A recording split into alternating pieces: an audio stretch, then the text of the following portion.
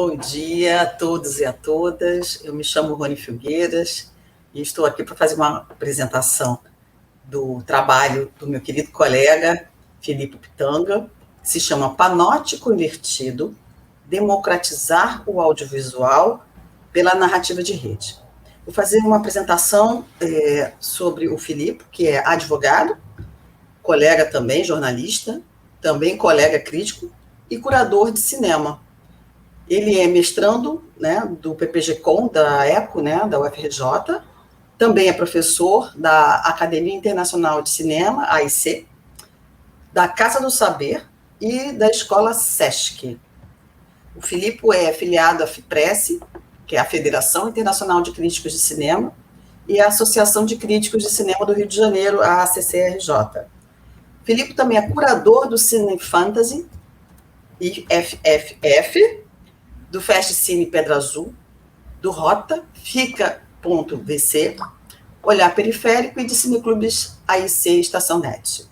Recentemente, Filipe também assumiu a curadoria, o host do novo podcast Reserva Imovision, e também da seção AIC no canal Like. Finalmente, Filipe também é colunista da revista Fórum e da Carta Capital. Agora eu vou fazer um breve resumo da apresentação, que a gente vai dar início daqui a um pouquinho. Panóptico Invertido, Democratizar o Audiovisual pela Narrativa de Rede. Desde a pandemia global, as lives e os dispositivos ligados à internet se tornaram a principal libertação de comunicação e de acesso e criação de narrativa nas redes, democratizando tanto as origens quanto os destinos de olhares plurais no audiovisual. O que propomos aqui é fazer uma análise de como pode ser aplicado didaticamente no fazer fílmico a inverter a opressão conceituada por Michel Foucault em seu conceito de panóptico, né, a partir do projeto Homemade da Netflix, com diversos cineastas do mundo inteiro desafiados a filmar em suas próprias casas. Mas não só isso.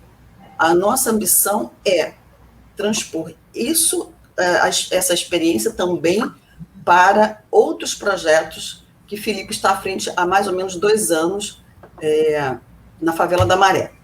Então, Filipe, te dou a palavra, por favor. Muito obrigada. Eu é que agradeço, amiga. Em primeiro lugar, é sempre uma honra estar aqui contigo. Você sabe o quanto eu te admiro, o quanto você é uma das profissionais, para mim, mais incríveis e uma referência. E é um prazer, uma honra também ser seu colega na UFRJ, sermos estudantes, alunos, sempre aprendendo e sempre termos troca. Então, muitíssimo obrigado por estar aqui, pelo tempo hoje, por essa conversa, porque eu quero que seja mais uma conversa, apesar da gente começar com uma pequena exposição. Eu sei que vão ter várias questões que você também se interessa muito, compartilhadas por nós, nosso grupo de estudo de filosofia com o professor da casa, Henrique Antum, e que a gente fala muito sobre algumas dessas questões, e ele também é um entusiasta do cinema, assim como nós dois também trabalhamos com isso. Então vai ser um prazer compartilhar. Além disso, eu vou daqui a pouco compartilhar um arquivo também, para que a gente possa falar um pouco melhor sobre isso com imagens.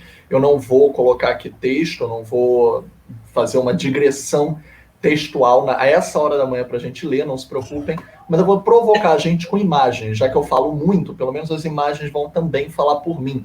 E como eu adoro ser meio deleuziano, as imagens vão sempre opor ao que eu estou falando. Então a gente vai tentar usar o muquifo 2 vezes. Então, assim, eu queria começar com uma questão, né? Amiga, posso te mutar enquanto isso? Daqui a pouquinho eu vou até te pedir para você fazer algumas contribuições. Eu também vou querer que você converse comigo sobre uns pontos que eu sei que te interessam de pesquisa. Eu vou começar por 2 palavrinhas que eu acho que elas são chave no estudo do Foucault, né? Já que tudo começa com a palavra panóptico, a gente não tem como não introduzir com o óbvio, né? Com o que a gente tem por base. Então vamos lá, o que é panóptico? A maioria está careca de saber, ou cabeludo de saber. Eu e Rony temos, graças a Deus, essa bênção capilar, né? Então a gente está cabeludo de saber. Seu cabelo está lindo, Rony, muito lindo. Porque, gente, a Rony foi ruiva a vida inteira, e ela só deixou de ser ruiva agora exclusivamente na pandemia. Gente, ela está muito linda com esse cabelo prateado. Então vamos lá, está parecendo um personagem dos meus quadrinhos. O que acontece é que o panóptico ele foi concebido pela primeira vez, né, pelo filósofo, mas uma coisa que muita gente esquece quando fala disso, e como eu também sou advogado, eu gostaria de pronunciar essa questão, ele também era jurista, né?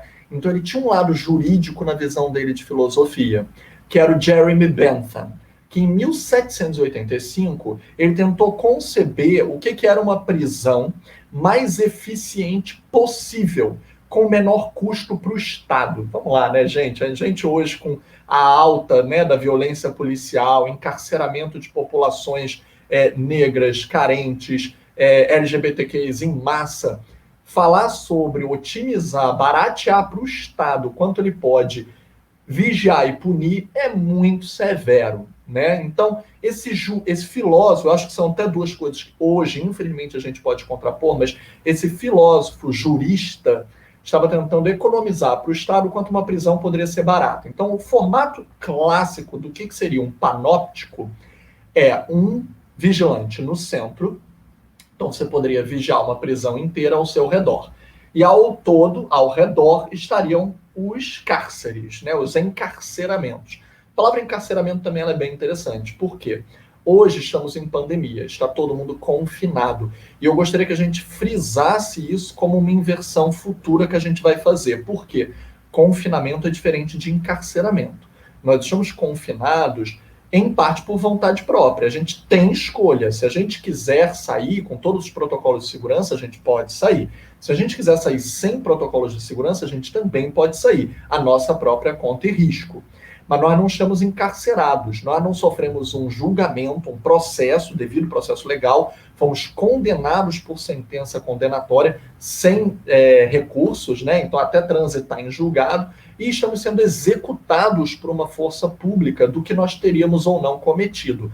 Nós estamos por vontade própria em confinamento, em isolamento social, por causa de uma doença maior. Então, encarceramento é diferente de confinamento. Porém, por efeito prático, a partir do panóptico, a gente vai ter algumas semelhanças.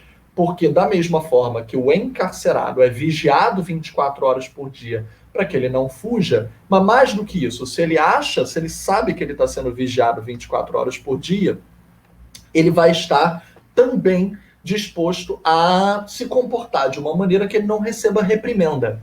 Se ele sabe, por antemão, que tudo que ele está fazendo pode estar sendo vigiado, ele tem um certo controle preventivo pela coação, que você sabe que se fizer algo, será vigiado, será visto, portanto, será punido. Então, preventivamente, a pessoa não age. Ela seria por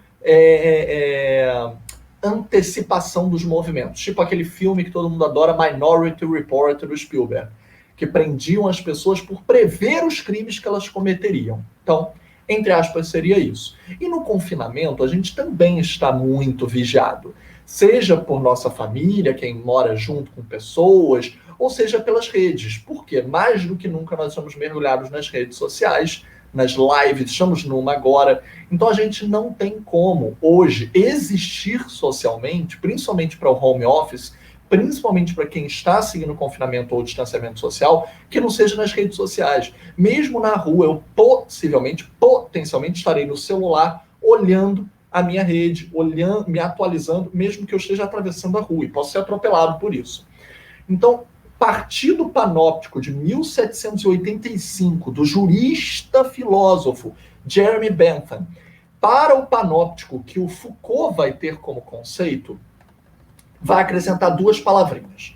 Uma que também nos interessa para a gente tentar entender aonde a gente chega com essa inversão é a palavra dispositivo.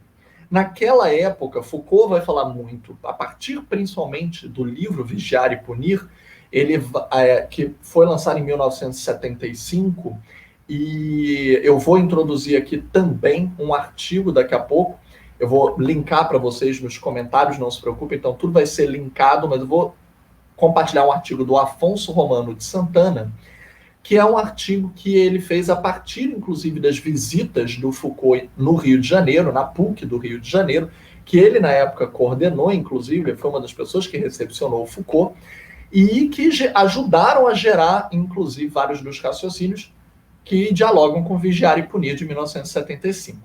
Tem duas palavras que são cruciais. Uma é dispositivo. Sem dispositivos, a gente não tem como vigiar.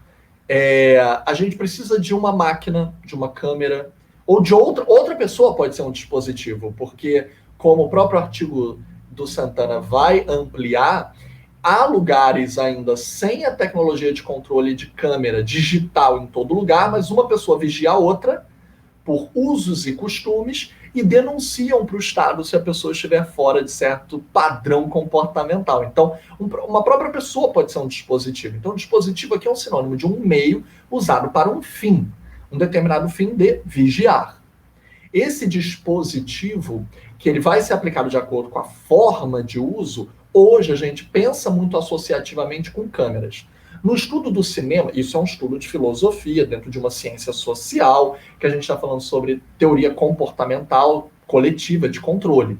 Outra coisa é o estudo do cinema, que usa a palavra conceito dispositivo como outro uso para a câmera. Hoje, principalmente em documentários, mas também no cinema de ficção, a gente pensa dispositivo de outras formas. Por exemplo, cineastas como Eduardo Coutinho, saudoso Coutinho, Karl Hamburger, eles falam de... Karl Guimarães, desculpa, ato falha aqui agora. Karl Hamburger é muito mais de ficção. Eu estou falando do Karl Guimarães, mais documentário, ensaio. Eles usam muito a palavra dispositivo como um meio no caminho do filme que vai alterar esse caminho. Então a câmera, por exemplo, é assumida no meio do filme. Ou a forma como eu vou usar a câmera, vamos dizer, tem um filme do Karl Guimarães que as pessoas estão sempre em cima da moto. Então, elas vão à casa umas das outras, jantar, sempre vendadas, ela não sabe para onde ela vai, em quem ela vai, quem vai recepcioná-la. Então, a câmera geralmente acompanha ele nos transportes, aí sim que eu queria dizer, uma moto, um carro, para chegar até o destino que ele está vendado a não saber. Então, o dispositivo é não saber o caminho para ser recepcionado por um costume diferenciado que você só vai poder entender quando provar nos sentidos. Então, o dispositivo ali é privar a pessoa dos sentidos, acompanhá-la nesse trajeto, no caminho, de maneira completamente enunciada, né, admitida, a câmera ali está admitida como um mediador da cena. Então, a câmera é uma vigilância? É. Ela está ali para punir? Não. Ela está ali, mas é uma forma de controle? É. Esse controle é narrativo. Então, a pessoa está vendada, ela não tem controle sobre as próprias ações, ela está sendo conduzida e a câmera está acompanhando ela. Então, nesse sentido, o controle, ele serve mais como narrativa do que como punição. E aí a gente já está chegando numa diferença que a gente vai fazer dentro desse campo do dispositivo. A outra palavrinha que o Foucault usa é disciplina. E quando ele fala de disciplina, para disciplinar o presidiário ou a pessoa que está encarcerada, ele está falando sobre o quanto essa pessoa é vigiada, como a gente começou falando, e, portanto, ela poderá fazer uma, digamos assim, um autocontrole. Se você sair do esperado, eu vou te denunciar e você será punida. Por que a gente está falando isso? A gente está falando que quando a gente passa a falar sobre disciplinar uma sociedade, essa palavra se torna dúbia. Porque a gente não pode esquecer que disciplina também é uma palavra associada à educação, que é um direito público, inclusive, uma cláusula pétrea constitucional. Quando a gente fala sobre educação, a gente está falando sobre instruir ferramentas aos alunas em geral, para que eles possam refletir e assumir o seu próprio conhecimento. Aí a gente vai para um outro campo de conhecimento, até mesmo do próprio Foucault, sobre como a gente pode alcançar nossas próprias verdades, que não vão ser igual para todas as pessoas. Então, a gente tem que alcançar a nossa própria verdade, mas a gente não pode fazer isso se a gente não tiver ferramentas. A educação nos dá ferramentas. A disciplina é uma matéria, é uma forma, é um meio geralmente pré-ordenado, pré-conceituado na sociedade de educação, em que a gente vai ter um encontro com essas técnicas, ferramentas pré-estabelecidas historicamente, coletivamente, para que a gente se sinta à vontade com o que nós estamos recepcionando para aprender, para refletir, e aí sim tomar nossa própria verdade. Uma coisa, por exemplo, que a gente pode contemporaneizar e que esse governo confunde é a disciplina apenas como um ordenamento da matéria, pré-ordenado, de uma vasta área de conhecimento, né, estabelecido historicamente, reiterado coletivamente, para dar uma validade àquele conhecimento e que muda também com os tempos, porque sempre vai haver revoluções que vão mudar as linhas de conhecimento. Mas uma coisa é a gente entender disciplina como uma ordenação previamente organizada, coletivamente validada, historicamente, para que a gente possa ter uma ferramenta consolidada que vai gerar uma reflexão. Outra coisa é a disciplina de controle e de punição, que é aquela que você vai tomar como regras também pré-ordenadas e que se você fugir delas, você será disciplinado num sentido de castigo. Infelizmente, o governo atual, que teve um extenso processo de desmantelamento de políticas públicas voltadas para a educação, para a cultura, ele confundiu as duas coisas, né? A gente vê uma educação como escola sem partido, a gente vê uma educação como propostas nesse sentido, né? Que infelizmente é uma educação que é uma disciplina de controle e punição, e não uma disciplina como um sentido de organização de matérias da educação, que ajudam, auxiliam a atribuir e democratizar ferramentas. Então, aqui eu já quero fazer uma distinção entre essas duas disciplinas. Por quê? Existe um outro terceiro conceito que o Foucault vai falar, muito importante para a gente separar o panóptico e a sua inversão que a gente vai falar, que é o fato de que as pessoas, para serem vigiadas, para serem controladas, elas sabem que estão sendo vigiadas, mas elas, a partir de um determinado momento, elas naturalizam de tal forma que elas até esquecem que estão sendo vigiadas ou nem sabem mais a partir de onde estão sendo vigiadas. O que isso acarreta? Acarreta que o desconhecimento passa a fazer parte do conceito. Não porque a pessoa não cogita estar sendo vigiada, mas ela está sendo vigiada de tantas formas que ela passa a ignorar de onde ela estará sendo agora vigiada. Ela passa a ignorar até mesmo por quem, para quê, por qual sentido, com qual finalidade, qual vai ser o meu castigo agora, porque são tantos.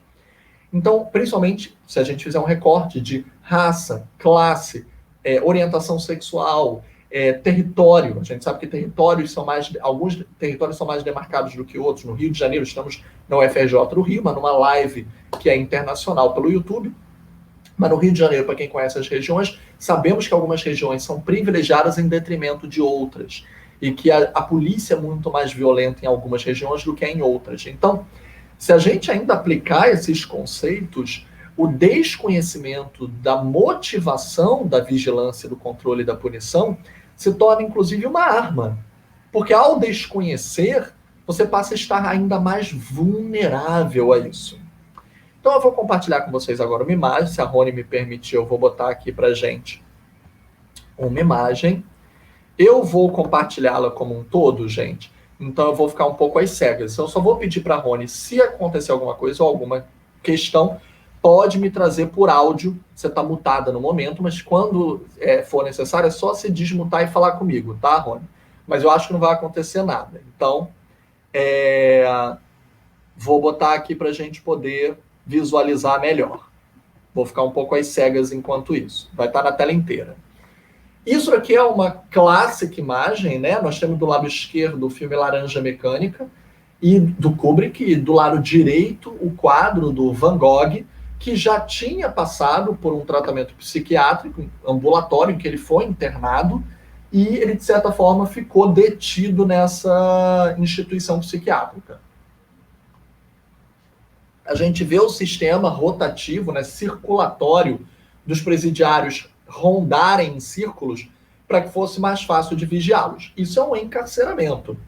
A pessoa perdeu a vontade própria por alguma razão, seja por um crime, ou aqui no caso, no caso do Laranja Mecânica, né, ou no caso do Van Gogh, ou por um caso psiquiátrico, como Van Gogh foi internado e perdeu o controle da vontade própria e está sendo vigiado. Isso é um encarceramento. Outra coisa, né, é a estética disso pelo período histórico e até mesmo cinematográfico. Que muitos filmes, como aqui algumas imagens de Repulsa ao Sexo, do Roman Polanski, com a Catherine Deneuve, que a atriz está em tela. A gente vê que ela começa a se sentir cerceada pela própria casa, como muitos de nós sentimos. Fale, Rony. Tem que passar a tela. Tem que passar o slide. Ah, não passou? Não. Então, peraí, um segundinho. É uma coisa que eu tenho que fazer. Obrigado, Rony, obrigado. Só um segundinho. Agora foi.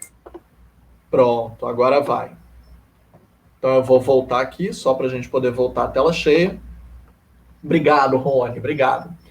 Agora passou, não passou? Passou. Perfeito. Então ela começa a se sentir cerceada na própria casa por questões que eram estruturais da época, né? Ela passa por um patriarcado, por um machismo estrutural. O nome Repulsa ao Sexo, na verdade, está falando sobre esse condicionamento da mulher, a necessidade de casar, a necessidade de ter um homem em casa junto com ela, ter filhos, cumprir certos preceitos que não eram uma liberdade, não eram uma escolha, era uma imposição, e ela não podia ter outras escolhas. E aí a casa, o lar, essas quatro paredes, né, em francês, huis clos, uma narrativa dentre quatro paredes, vai confiná-la de tal maneira que ela não veja saída, e ela vai começar a delirar, a vertigem é a única saída, de ver a casa, entender a casa como um encarceramento. Isso, de certa forma, apesar de muitos de nós estarmos sentindo essa angústia hoje no nosso confinamento social da pandemia, isso era uma outra forma. Isso daqui a gente está falando de mais do que uma pandemia, a gente está falando de um encarceramento estrutural. Aqui a gente tem outro exemplo do próprio Polanski, que adora filme de apartamento, né, que é o Bebê de Rosemary, que também vai lidar com o confinamento em casa e o delírio, né, que, para quem não conhece a sinopse, né, o casal se muda para um novo apartamento, que os vizinhos são de uma seita com o demo, e que vão botar o bebê do diabo na barriga dela. Outro que também era expert em filmes de confinamento, de quatro paredes, o huis clos, era o Hitchcock, né? E a gente tem narrativas que estão tendo uma estética de quatro paredes, né? Aqui, por exemplo, Disque M para Matar, com a Grace Kelly. Aqui o Festim Diabólico, que é um filme inteiro dentro de um apartamento. Ele se passa todinho dentro de um apartamento, com um fake plano sequência, né? Fingindo não ter corte.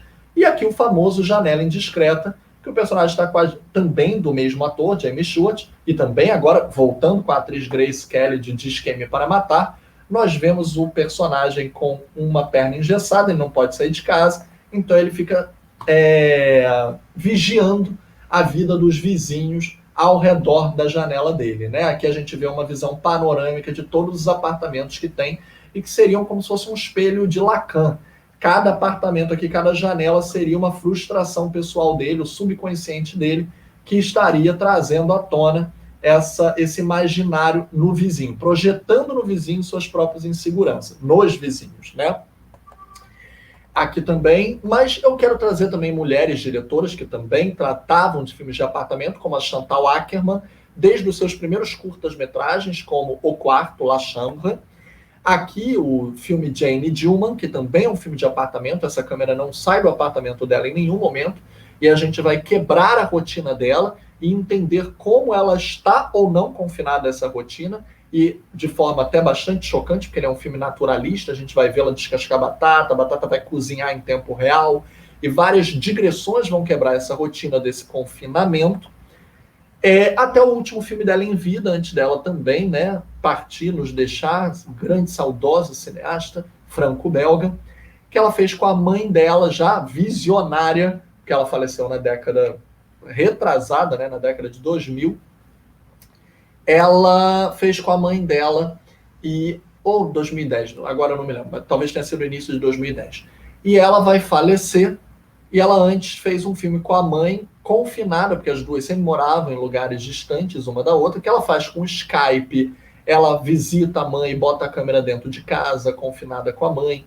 Então, um filme visionário, que se chama, não é um filme caseiro, Not a Home Movie. Então, ela já estava prevendo praticamente as nossas narrativas das redes, que a gente hoje faz no nosso confinamento. Por que eu trouxe isso, né? A Rony, na nossa sinopse, ela falou que eu faria uma analogia com o projeto Homemade, que foi um projeto que foi feito na Netflix, está na Netflix para quem quiser ver, e que vários cineastas do mundo inteiro, capitaneados por um cineasta chileno maravilhoso, hoje em dia, inclusive, um cineasta que está cada vez mais atuando em língua inglesa, com proeminência, inclusive, que é o Pablo Larraín. Já acabou de ser anunciado ontem que ele está escalado para o Festival de Veneza com seu novo filme, que é o Spencer. Spencer, que era o sobrenome de solteiro da princesa Diana. Então a Diana vai ter um novo filme interpretado pela Kristen Stewart, que é dirigido pelo Pablo Larraín, já está na competição do Festival de Veneza, foi anunciado ontem. Então a gente vai ter esse projeto organizado pelo Pablo Larraín, em que ele vai desafiar cineastas dos 5 continentes, de todos os países, de todas as nacionalidades, diretores e diretoras proeminentes a fazerem um filme a partir das suas próprias limitações na pandemia. E eles lançaram na Netflix como um seriado. Pode ser visto como um filme episódico, que cada episódio tem 5 minutinhos, ou por volta de, ou um filme mesmo, episódico, ou um seriado com episódios bem curtinhos. O interessante é que cineastas do mundo inteiro idealizaram as suas limitações com a câmera, ou seja, vamos voltar ao início, com um dispositivo no seu confinamento para se libertar com suas narrativas. Então, uma coisa que eu falei no início, que o cinema vê a palavra dispositivo, que o Foucault usa tanto a palavra dispositivo como controle, o cinema usa a palavra dispositivo sim como um controle, mas narrativo, não punitivo. Então, esse dispositivo ele vai servir para a gente entender como a gente pode ver o mundo, essa câmera, essa mediadora de histórias. É um controle do cineasta, da cineasta, porque existe uma autoralidade aqui que recorta a realidade, então é uma forma de controle, mas não é um controle necessariamente punitivo, é um controle narrativo. Aqui a gente vê uma cena de um dos episódios, que é o que encerra, inclusive, o projeto, que é dirigido por uma diretora, imaginem, iraniana, Ana Lili Amirpour, que está hoje em dia morando nos Estados Unidos, trabalhando em língua inglesa. O novo filme dela, inclusive, é cogitado para ser um dos filmes também em competição em Veneza desse ano, muito esperado, muito aguardada. E nessa tomada a gente vê dois dispositivos. Ela ali embaixo, para quem estiver vendo, está na bicicleta. Ela tem câmeras na própria bicicleta, daqui a pouco eu vou dizer, uma lente grande, angular, que distorce a realidade. E aqui em cima a gente está vendo uma tomada aérea, porque ela também está filmando a si própria na bicicleta, nas ruas vazias do início da pandemia, quando houve de fato um lockdown total em Los Angeles, que é essa cidade aqui, diferente do Brasil, que não fez lockdown de fato total, tinha várias exceções. Lá eles fizeram lockdown total, de fato. E ela filma tanto com a bicicleta, com a câmera pessoal, intimista, quanto com um drone, que é essa câmera vigilante, essa câmera voadora que a gente está vendo aqui. Qual é a vantagem de filmar de cima, né? Qual é o controle narrativo que a gente vai ter com uma câmera aérea? Ela filma os billboards, os letreiros, os famosos letreiros de Los Angeles. Então ela vai conseguir, com isso, criar 2 narrativas. Essa narrativa imagética que a gente acompanha, aliás, 3. A imagética que a gente acompanha ela e as suas peripécias na bicicleta, numa rua isolada, vazia, sozinha. Estranho ver uma cidade tão populosa, tão movimentada como Los Angeles, vazia, sozinha. Tanto quanto a narrativa dos letreiros de rua, dos billboards, que a gente vai ter um outro contexto, um outro texto que vai levar a um outro contexto. Aqui, por exemplo, a gente vê em destaque em inglês a palavra don't trip. Don't trip pode significar não tropece, trip é tropeçar, por exemplo, também é viagem, não viaje. E também um outro sentido, que é o sentido figurado. Don't trip quer dizer, tipo, não viaja na maionese, não surta, não fique imaginando coisas. Então essa frase, no meio de uma pandemia, que você está imaginando coisas e que a gente está confinado com a nossa própria vertigem, nosso próprio delírio, como a gente viu na cena do filme do Polanski, né, Repulsa ao Sexo, com aquelas mãos saindo das paredes, que a gente se sente muito isolado, sem perspectivas. Isso, ao mesmo tempo, é um lembrete dessa rua vazia para a gente não surtar. Não surta. Aqui a gente vê uma imagem mais aproximada dela, né, com a câmera na bicicleta. Ela quis usar uma grande angular porque ela traz duas vantagens. A grande angular, ela distorce, né, ela tem uma câmera, ela tem uma lente que é côncava, então ela distorce a imagem e ela faz com que aproxime, né? Você vê o meio dela mais distante, ela está mais distante da gente, e a gente vê as extremidades aproximadas, que é côncavo, né? Então a gente vai ver dessa forma uma panorâmica. A gente vai ver mais imagens para os lados, porque está aproximada, e a gente também tem uma distorção, porque tão próximo assim, a famosa câmera também chamada de olho de peixe, será que a gente está vendo as coisas como elas são, de tão perto assim, ou elas estão distorcidas? E a terceira narrativa desse filme, muito espertamente pela Ana Lily Amir, porque é a própria que está dirigindo a bicicleta, ela está se autofilmando, então é uma narrativa própria, que também a gente pode depois conversar sobre isso. Eu falei um pouco sobre as questões identitárias, né, recortes de representatividade, mas durante muito tempo o cinema foi muito patriarcal, foi muito feito pelos homens, e invisibilizar o que era feito pelas mulheres, porque sempre foi feito, desde o início da gênese do cinema, com grandes cineastas como Alice Guy Blaché, Louis Weber. Então a gente vai ter uma invisibilidade ali, de certa forma, mas as mulheres vão entender, até mesmo as que eu citei, elas atuaram nos próprios filmes, que para elas existirem, elas precisavam se enunciar. Então uma coisa que a gente vai ver, uma linguagem que a gente vai ver muito nos filmes de recortes identitários, de identidades que não eram consideradas hegemônicas, elas não tinham facilmente o acesso democratizado, disponibilizado das ferramentas de filmagem, elas vão se colocar na frente das câmeras, porque elas precisam existir, tipo Descartes, penso, logo existo, então eu me filmo, logo existo. Ao inserir o eu, você insere uma linguagem ensaística. Então a gente vai ter muitas mulheres que vão adotar um ensaio não só no cinema, não pensem só em narrativa audiovisual. No texto também, grandes autoras como Simone de Beauvoir costumava se inserir nas próprias narrativas, costumava escrever através do ensaio. Rosa de Luxemburgo costumava escrever através do ensaio. Então a gente vê que existe uma autodeclaração, um manifesto. Eu existo.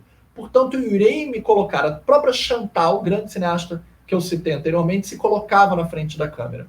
Porque era uma forma de você dizer para essa câmera que tanto vigia e que tem padrões de comportamento reiterados que excluem o outro, em dizer, eu vou me filmar porque eu existo. Então nós estamos vendo um outro tipo de controle. Assumir o controle da sua própria narrativa é impedir, é não deixar que terceiros lhe apaguem e digam, você não existe. Então nós já estamos falando aqui sobre outras formas de uso do dispositivo. Aqui a gente vê outras imagens que estamos muito familiarizados, como do Zoom, né? Ou a imagem do YouTube dividindo tela, como eu e Rony começamos essa live. Esse é um dos episódios dirigido pelo próprio organizador do projeto, Pablo Larraín, em que a gente vai ver não só a imagem física dividida em duas, mas ele usando isso na própria narrativa. Por quê?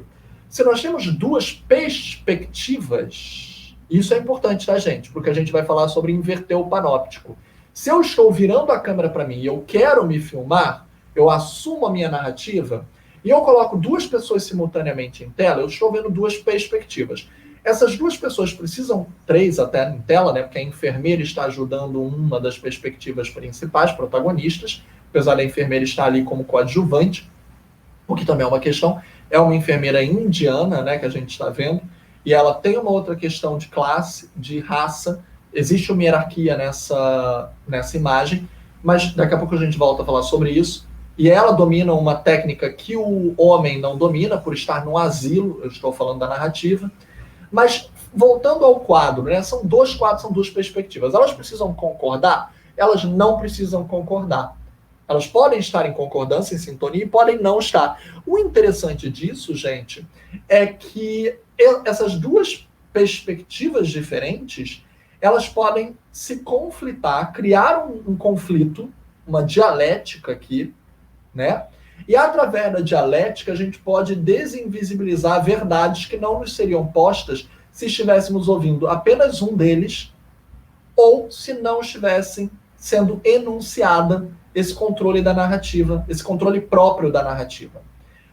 Uma dessas pessoas está mentindo para si mesma e a outra está mentindo para a outra. Duas negações, né? Uma negação para a terceira e outra negação para si próprio. No conflito das negações, a gente vai chegar a uma terceira resultante, que o espectador vai ter com o contraste entre as perspectivas. Então, mais uma vez, a ultraexposição dessa narrativa por assumir a sua perspectiva diante da câmera não necessariamente leva a um controle punitivo. A gente pode obter outras catarses que levem a outras verdades narrativas.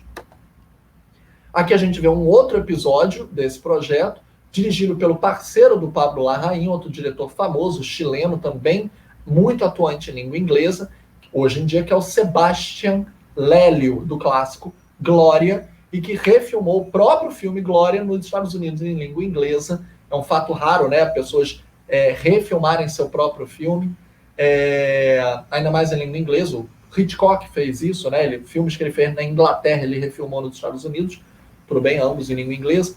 Mas aqui a gente vê um episódio em que ele usa de musical, ou seja, ele usa de um gênero narrativo cinematográfico para reocupar os espaços da casa que confinam essa personagem.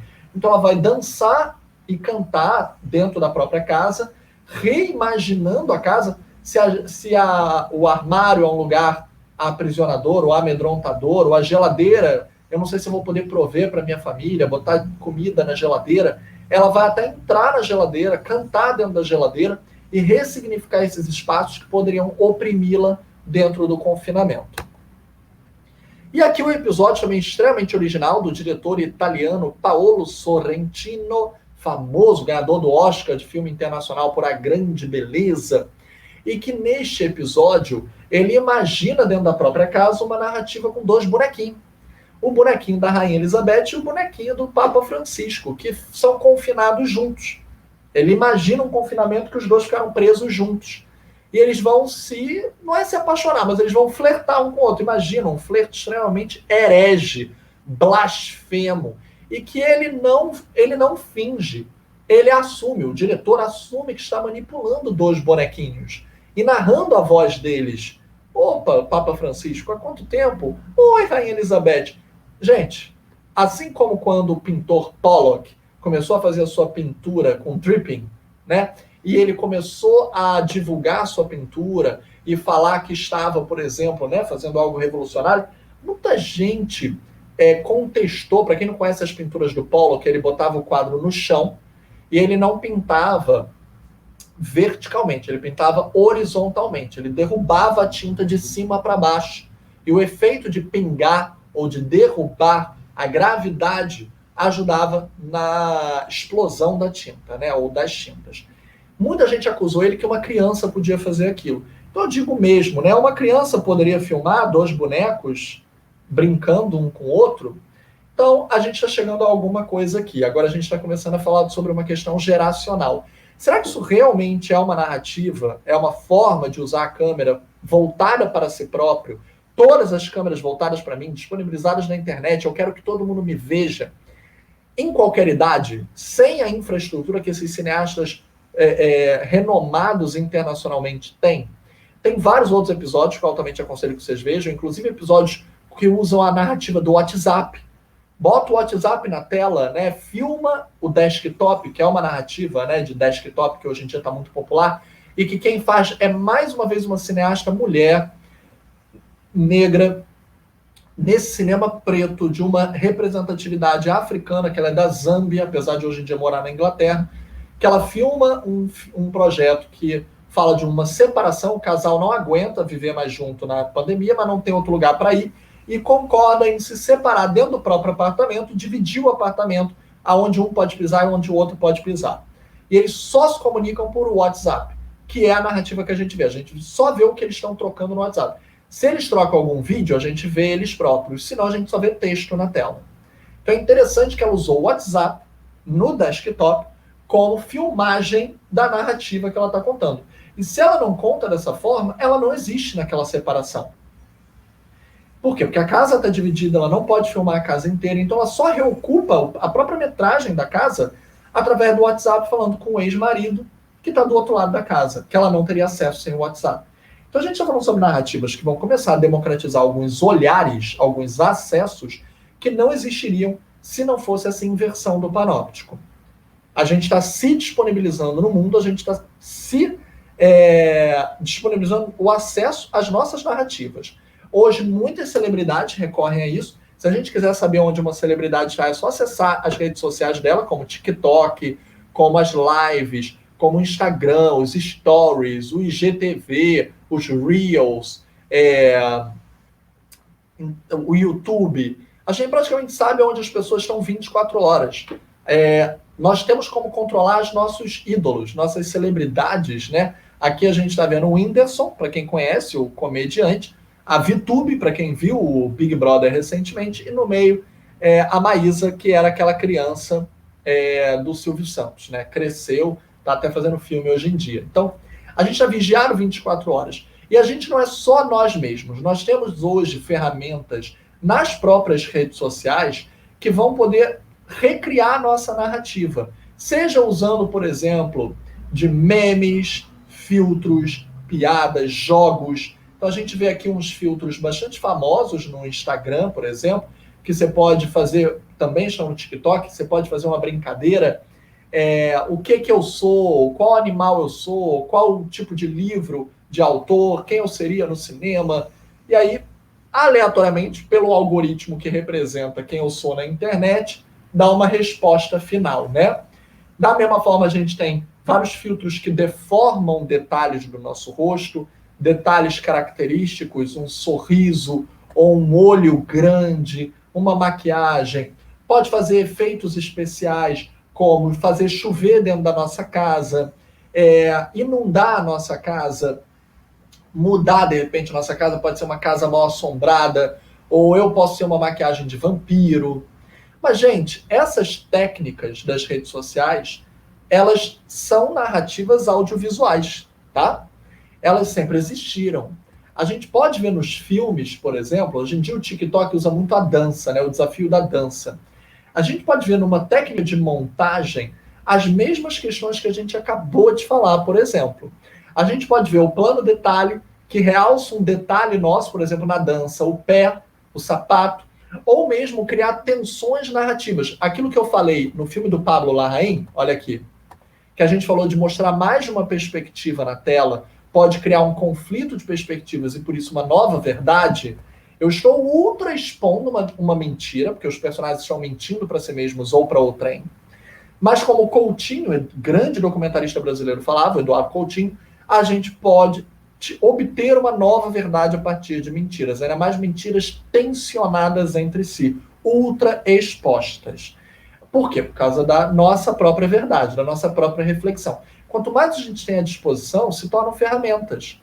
Essas ferramentas, mesmo que seja uma ultra exposição, podem ser reapropriadas.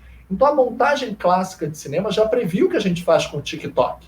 Numa montagem de dança, a gente pode ter o conflito de perspectivas entre um personagem masculino e uma personagem feminina. A gente pode ter narrativas em lugares diferentes. Aqui, né, a gente está vendo cenas de filmes famosos. Aqui, por exemplo, Senhor dos Anéis, vocês podem ver uma mudança de cena que a montagem aproxima, né, as duas cenas estão acontecendo simultaneamente. Uma cena no claro, outra cena no escuro. Uma cena que os protagonistas têm domínio da cena, outra cena que os protagonistas não têm domínio da cena. E o conflito entre essas imagens contrapostas, sobrepostas, em sequência, gera uma nova verdade para quem está assistindo. Então, o que nós fazemos hoje com a facilidade da montagem das redes sociais, que num passe de mágica eu posso sair do dia para a noite, ou eu posso inundar a minha casa com água, sempre esteve ali. O cinema sempre soube que cada imagem é signo. E esses signos são muito poderosos. Eu posso querer controlar esses signos, mas quando eu contraponho eles, tensiono eles, cada um vai obter a sua própria verdade. Não adianta ter controle total sobre esses signos. Você nunca vai ter controle total. Mesmo que o cineasta queira didaticamente mastigar todas as imagens para você, você ainda assim vai poder ter a sua própria interpretação. Por quê? Porque signos diferentes, tensionados entre si, geram significados diferentes. Eu sempre falo isso, né? Que o cinema, eu amo a metafísica do cinema, que o cinema é a ciência por excelência que desafia a matemática, onde 1 mais 1 é igual a 3. O cinema é o lugar por excelência em que a matemática tem um sujeito oculto, em que 1 mais 1 pode ter um terceiro sujeito oculto que leve a 3 agentes, 3 significados de cena. Você pode ter um homem e uma sopa, e você pode subentender que esse homem esteja com fome, que é um terceiro agente, é um terceiro significado da cena, mesmo que você não tenha colocado em cena o significante fome. Um homem e uma mulher, ou hoje em dia não binariamente, né, um homem, uma mulher, ou não cisgeneramente também, etc., pode significar desejo, um terceiro significado que não tem um terceiro significante em tela. Então, eu vou encerrar aqui essa exposição, parar de compartilhar, vou voltar para nós. Rony está me vendo, eu estou vendo comentários aqui, bom dia, gente, bom dia a todo mundo que está aqui. E eu gostaria de perguntar a Rony, né, Rony, frente ao que eu estou propondo, eu quero desafiar a nossa concepção de que quando o Foucault falava do panóptico, aquele conceito que a gente começou falando necessitava que em algum momento a gente não tinha controle sobre o quanto a gente teria essa vigilância sobre nós. Então a gente às vezes passava até a estar alheio a isso. Hoje nós estamos pedindo para estar ultra expostos. A gente acabou de tomar café da manhã, limpou o rosto, está com remela na cara, nem penteou o cabelo está todo despenteado e eu estou aqui, sendo assistido, eu estou me colocando, está sendo gravado, depois vai ficar no YouTube. Mesmo quem vê descontextualizado pode ver esse vídeo. Então eu estou me colocando, me disponibilizando voluntariamente para um controle que o YouTube da UFRJ vai ter posteriormente. Mas, ao mesmo tempo, eu estou colocando uma narrativa consciente. Eu usei da técnica compartilhar arquivo, eu coloquei imagens que eu escolhi, que eu tensionei elas entre si.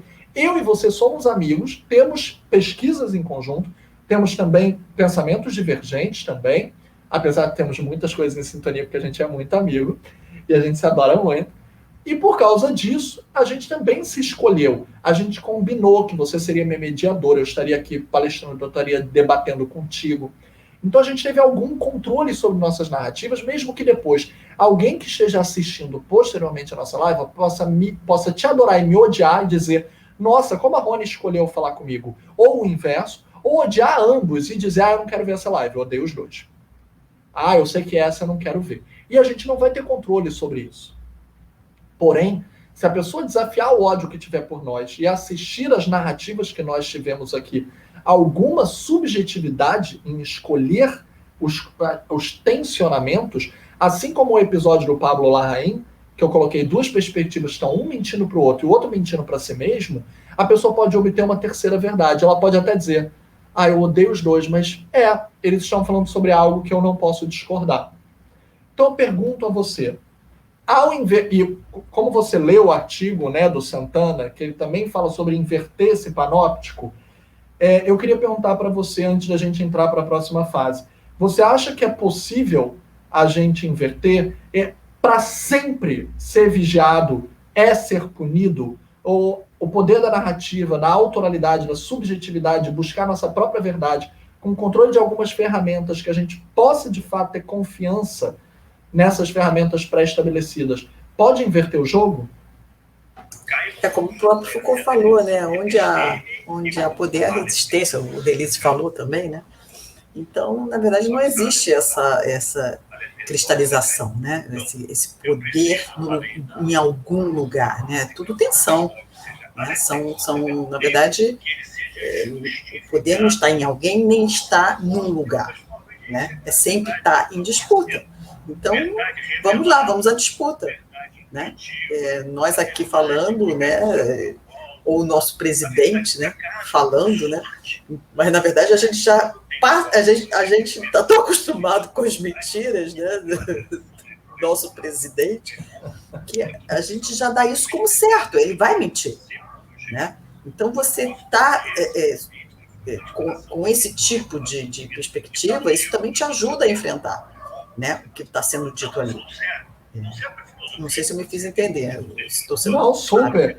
Eu concordo contigo. Ter uma consciência da questão nos ajuda a resistir, a reocupar esse espaço. Concordo 100% contigo. Sim, e como você mesmo falou, hoje nós temos, no Brasil, a gente tem mais telas telas de smartphone do que televisão. Né? Nós temos, aliás, praticamente o dobro de smartphones do que a gente tem de habitante.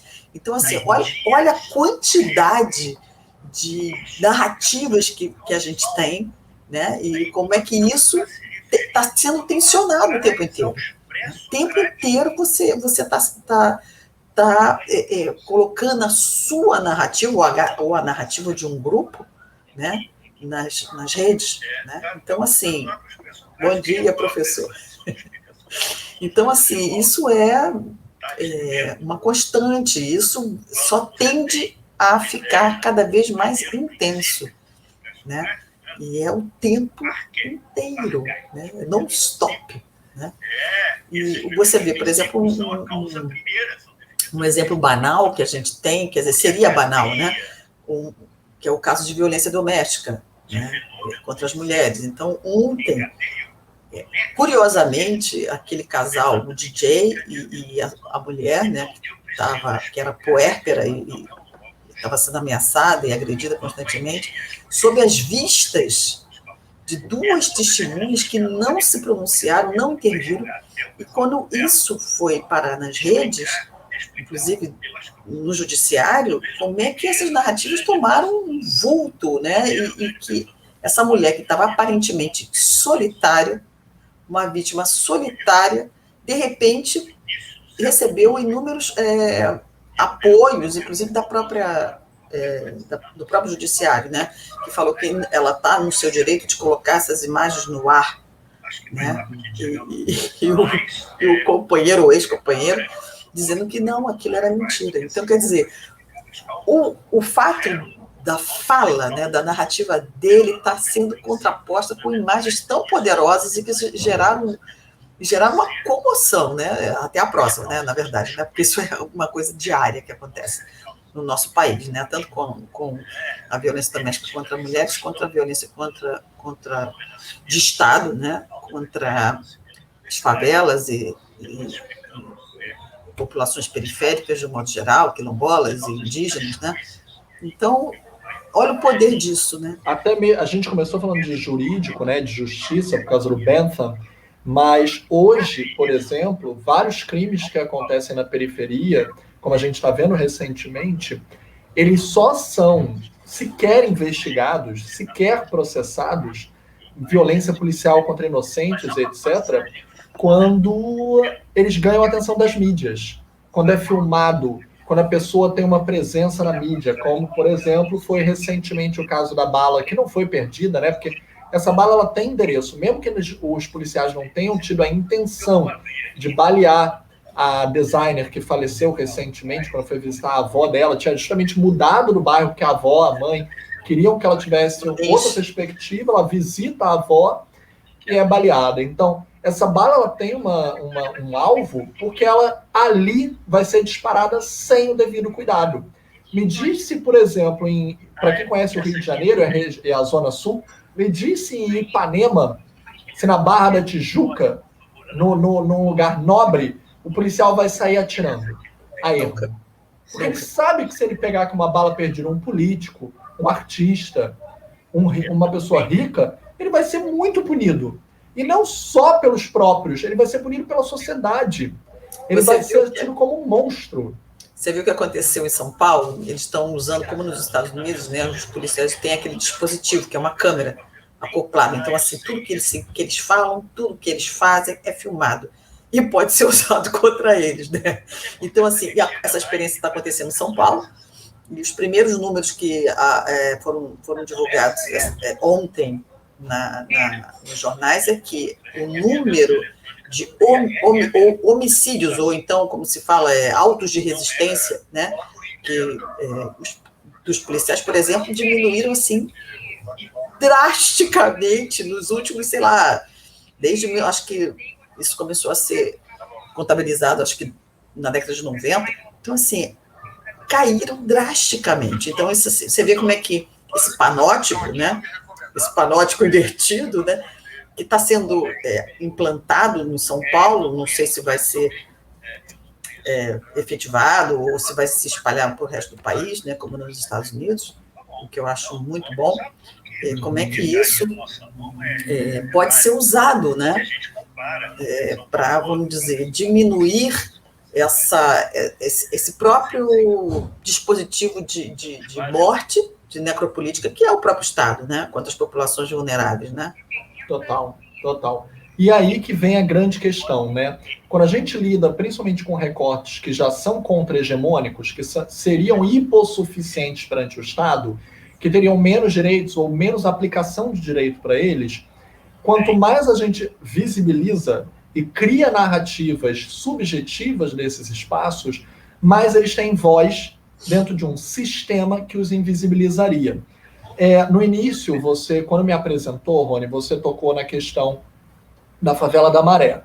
E eu, junto ao SESC, né, a instituição SESC, principalmente junto ao SESC Usina, que tem um trabalho muito bonito, por exemplo, com o projeto Favela é Moda, que atraiu várias comunidades carentes que, por exemplo, em alguns desses projetos, ou detém alguma tecnologia, porque hoje em dia com o celular, que é mais democratizado hoje em dia, né? A gente tem celulares mais acessíveis, também desde dos governos anteriores, a gente teve um certo nivelamento de classe, que geralmente gerou um ódio de classe, que a gente vê representado pelo filme Que Horas Ela Volta, né? A filha da empregada viajar ou passar na frente do filho do patrão na universidade, gerou um ódio de classe muito grande, que também foi uma das coisas que desembocou nas administrações atuais, né?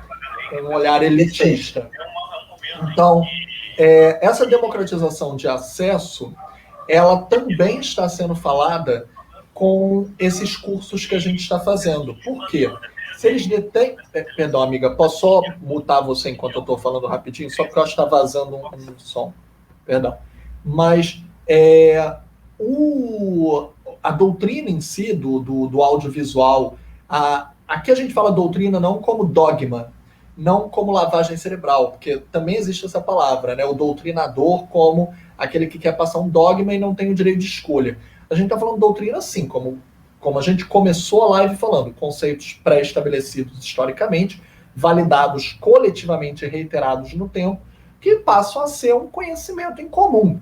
O que não quer dizer que ele não vá ser quebrado no futuro, tenham revoluções, seja ressignificado, ganhe novas camadas, mas uma doutrina como um conhecimento previamente estabelecido, para que a gente pelo menos se organize como sociedade, ser democratizado também com meios de acesso, com infraestrutura, porque antes da pandemia a gente tinha a estrutura do SESC Usina, ela tinha Wi-Fi excelente, ela tinha mecanismos, computadores, salas, mesas de edição para ajudar. Mas mesmo no online, a gente conseguiu enxergar uma forma de alcançar os estudantes através dos seus celulares.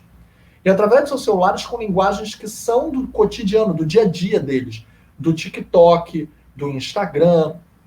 Muitos são Instagrammers, TikTokers, YouTubers. E a gente pôde, por exemplo, dar cursos como um que eu dei com o roteirista, o colega, amigo roteirista Fidelis Fraga, de narrativa das redes. Esse narrativa das redes, a gente ensinou para os estudantes, parte do que eu coloquei aqui na imagem, que muitas das técnicas e filtros e possibilidades, opções, ferramentas que as redes sociais dão de montagem, elas existem na noção básica de cinema clássico.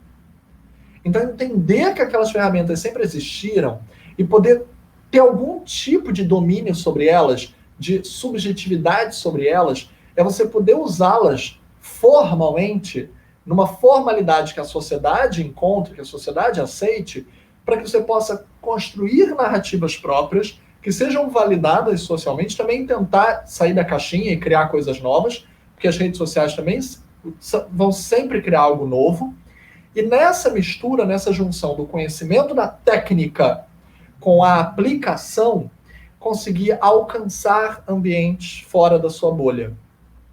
Então a gente percebeu que esses estudantes, eles estão, por exemplo, com filmes que estão inscritos nos festivais. Você, quando introduziu a minha mini bio, eu sou curador de alguns festivais, como, por exemplo, Cine Fantasy. Eu encorajei que alguns deles se inscrevessem com os resultados dos projetos do curso no Cine Fantasy. No momento, inclusive, eu sou curador de longas, né? Eles fizeram curtas, então eu não serei o curador que irei selecioná-los.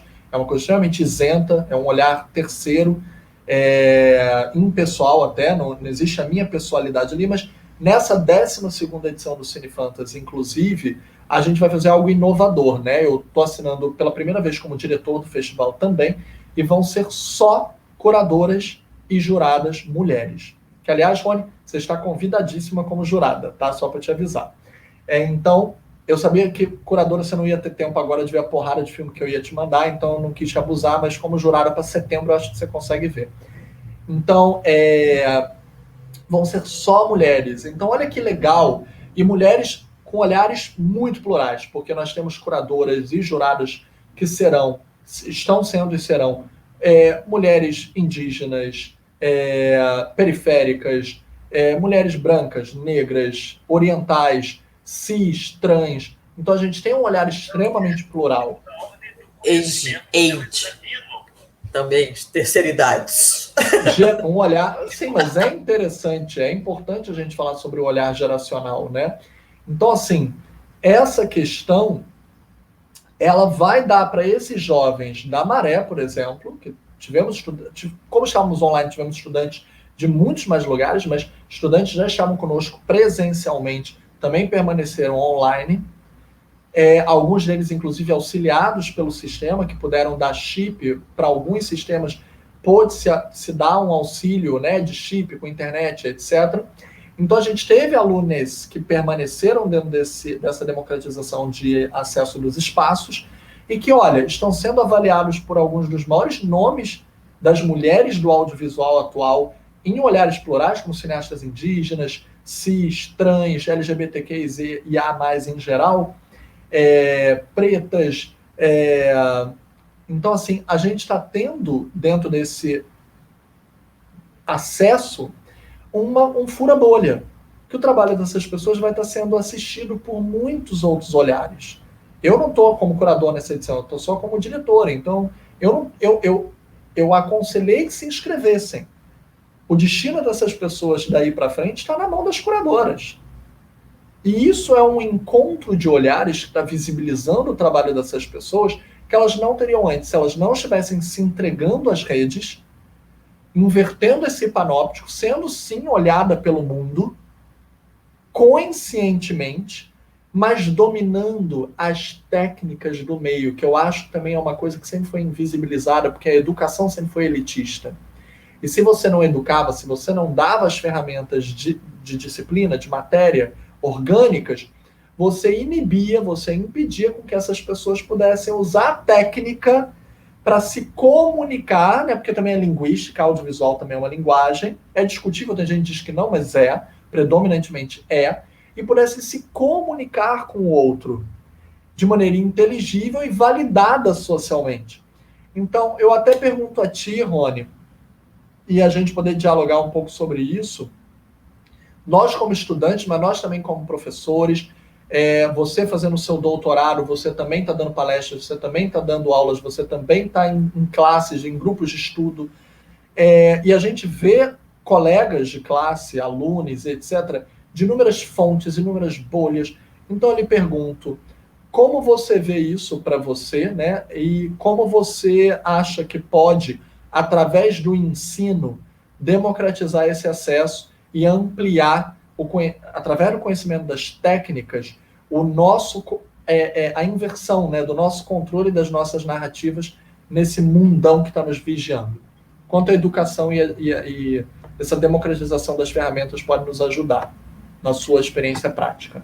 Bom, na verdade eu ainda não dei aula, né, remotamente, né, mas o que eu percebo é que existe existem conflitos aí, né? Não tem como você achar que, assim, fazer o EAD, o ensino remoto, é uma coisa que pode substituir, por exemplo, uma dinâmica presencial.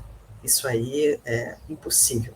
Mas, logicamente, que possibilita outros olhares, né? Possibilita outras narrativas, possibilita a apreensão, como você mesmo falou, de técnicas que podem ampliar, né, a ação do sujeito no mundo, né, espinosisticamente falando, né, porque isso possibilita encontros. Então, todo encontro multiplica, né, a ação do sujeito. Né? Impossível que isso não aconteça. Né? Qualquer interação entre agentes faz isso. Né? Ou não, né? Ou o contrário. Mas o que eu vejo é que a gente precisa, como é uma coisa que está, vamos dizer, uma working in progress, né? É uma coisa que ainda estamos nos familiarizando, e isso leva sempre assim, o pensamento de algo que está acontecendo na hora não é fácil, então a gente ainda está tentando entender essa dinâmica, né, de forma apropriada. Claro que tem pontos positivos, como há pontos negativos, né, como eu mesmo falei, que a interação presencial ela nunca vai ser substituída pela interação remota, né, mas que não se pode negar que isso veio para ficar, né, e que a gente pode tirar muito proveito disso, né, mas com muito senso crítico, né, a gente precisa estar com esse olhar cuidadoso para o que está acontecendo e não achar... Na verdade, eu acho que as coisas podem andar casadas, né? Infelizmente, a gente está dentro de uma pandemia e isso realmente nos impede de ter essa aproximação pessoal, né, presencial, in time, né?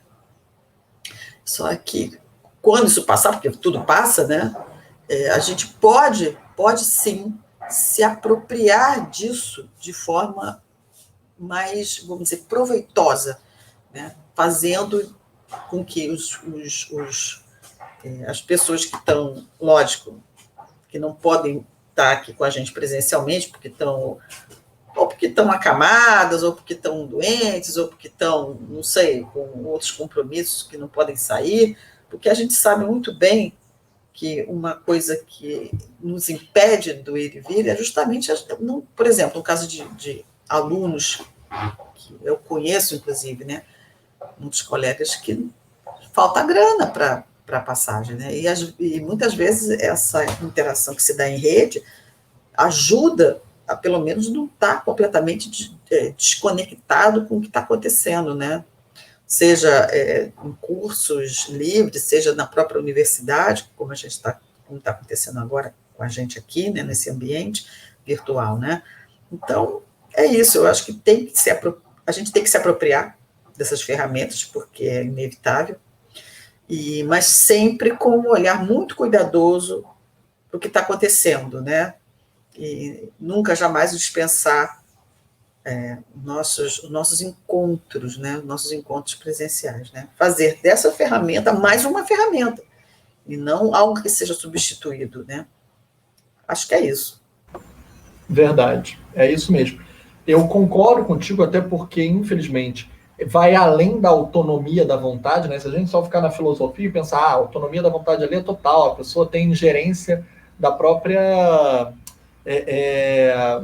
atividade, da própria narrativa, mas a gente enfrenta recortes de classe, a gente enfrenta recortes territoriais, regionais, identitários, que impossibilitam mais ou menos o nosso acesso, né? Então, concordo contigo 100%, que apesar da gente querer só pensar na inversão, né, e dizer que esse panóptico invertido, só por a gente inverter a nossa autonomia da vontade perante ele, né, a gente ter a técnica, deter a técnica, e ao deter a técnica a gente achar que tem um controle sobre aquilo, não é o suficiente, porque se eu não tiver a melhor internet, se eu não tiver um celular que corresponda com as ferramentas que me são dadas para criar uma nova narrativa, eu vou continuar tão invisibilizado quanto. Então, também existem algumas questões, algumas opressões de de meio, de acesso ao meio. Que, aliás, só para dizer para o nosso público, gente, agradecer a todo mundo que está nos assistindo, mas podem fazer perguntas também, tá? A gente está aqui com os comentários direitinho do nosso lado, que a gente vai poder estar correspondendo com vocês. A gente recebeu aqui a presença do nosso querido mestre Henrique Antum, da Vera Canabrava também, nossa querida amiga. Então, se quiserem fazer perguntas, é só falar que a gente traz aqui para a tela. Mas dentro desse panóptico invertido, eu até... e Rony, você também, tá? Se tiver alguma pergunta, pode fazer. Porque eu sei que não é simplesmente trazer, né, isso como se fosse um simplificador. Ele, na verdade, é mais um elemento de tensionamento. Se a gente não tensionar, a gente não chega a lugar algum. Por exemplo, né, o Santana, quando ele acaba o artigo dele, que eu vou inclusive botar aqui nos comentários para quem quiser, vou pegar o artigo e botar aqui para todo mundo que quiser baixar, ele fala sobre o famoso sorria, você está sendo filmado, né? Se você sabe que você está sendo filmado, você irá sorrir. Ou seja, né, é uma metáfora, não quer dizer que você sorri sempre que você está sendo filmado. Mas você, ao ter ingerência de que está sendo filmado, você irá reagir de acordo? Você irá influenciar o resultado do seu comportamento, porque você sabe que aquilo é uma forma de interação. Você sabe que está sendo vigiado. Deixa eu colocar para todo mundo aqui que quiser baixar o artigo, que é um interessante artigo, falando um pouco sobre isso. Ele não se aprofunda necessariamente na questão da democratização do acesso, porque ele não... o próprio artigo foi escrito antes, né, em 2012, e o boom das redes sociais, ele se dá ao longo da década de 2010, principalmente, em que a gente vai ter mais usos de outras ferramentas, né? A Orkut já tinha sido substituída pela Facebook, mas ainda nós não tínhamos ainda a estética das lives tão propriamente dito, nós ainda não tínhamos a interação dos filtros, dos memes que viriam ao longo da década. E o Instagram ainda não tinha os stories, ainda não existia TikTok, etc. Que, aliás, eu acho que isso é uma outra questão da gente fazer uma diferença, né, Rony? O quanto existem conceitos diferentes de live e, portanto, de interação com elas. A live chegou para ficar, né? A pandemia, ela meio que hiperconectou ainda mais a população. Então, para o trabalho, para o home office, a gente não pode mais estar desconectado. A gente tem que estar extremamente ligado 24 horas por dia, que também é uma forma de prisão. Prisão do trabalho poder nos exigir à meia-noite, de madrugada, nosso chefe, a gente dizer, mas não é meu horário de trabalho. Mas eu estou mandando, você não está online? Sim, mas não é para você. Ou mesmo quem está em home office, né, se sente vigiado. Eu estou fazendo meu trabalho aqui, mas eu senti vontade de ir ao banheiro. Eu fui ao banheiro. Aí o chefe vê que você está online, manda uma coisa, não recebe uma resposta por 5 minutos e faz um escândalo contigo e você diz, eu estava no banheiro. Fazendo o quê? Fazendo o número 2, demora mais tempo. Então, assim, mas é uma questão. A gente também tem esse acesso de uma maneira opressiva. Então, o fato de estar online nos possibilita acessar pessoas de outro país, outros fusos horários, mas ao mesmo tempo permite que nós sejamos acessados. É uma via de mão dupla.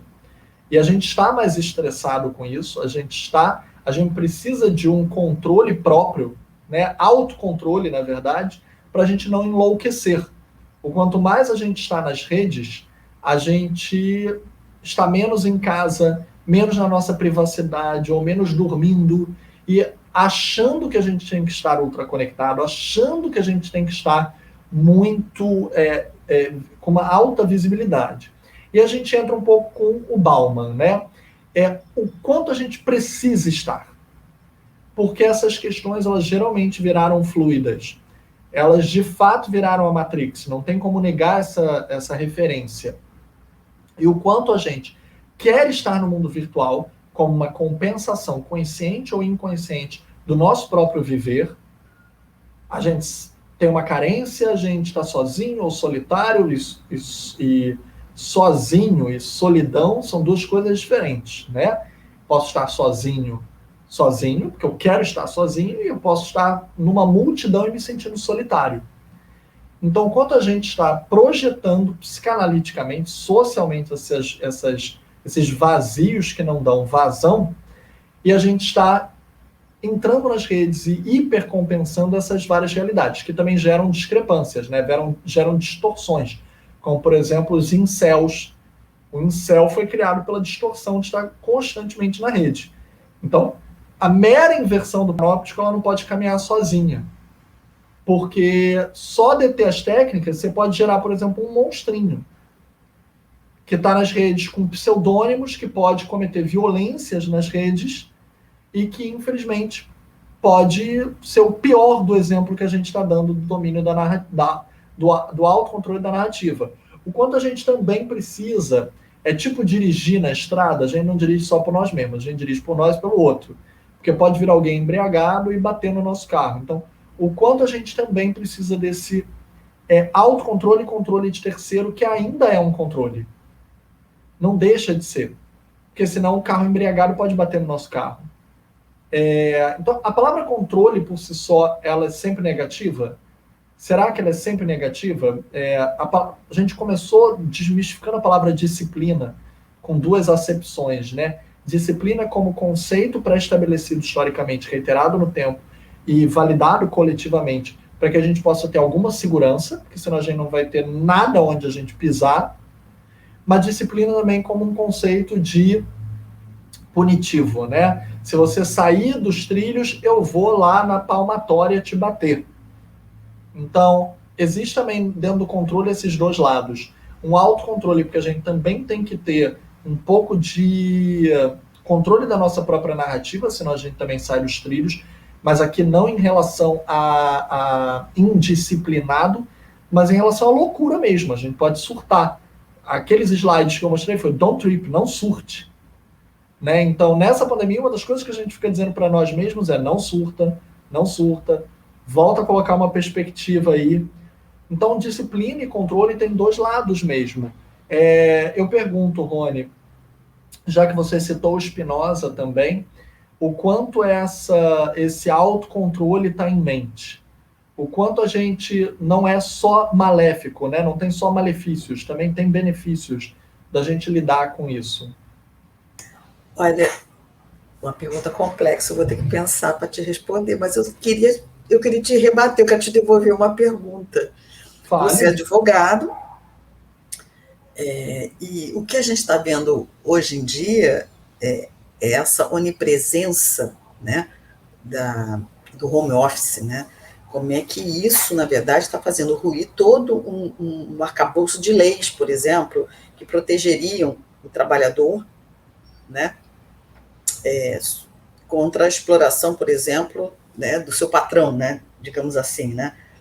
Ou então, por exemplo, um exemplo corriqueiro que a gente vê é a uberização da vida, né? Que a gente vê tanto os entregadores, né? Entregadores, de um modo geral, tanto os motoristas de Uber ou de outros aplicativos, né? Que trabalham exaustivamente, trabalham de uma forma...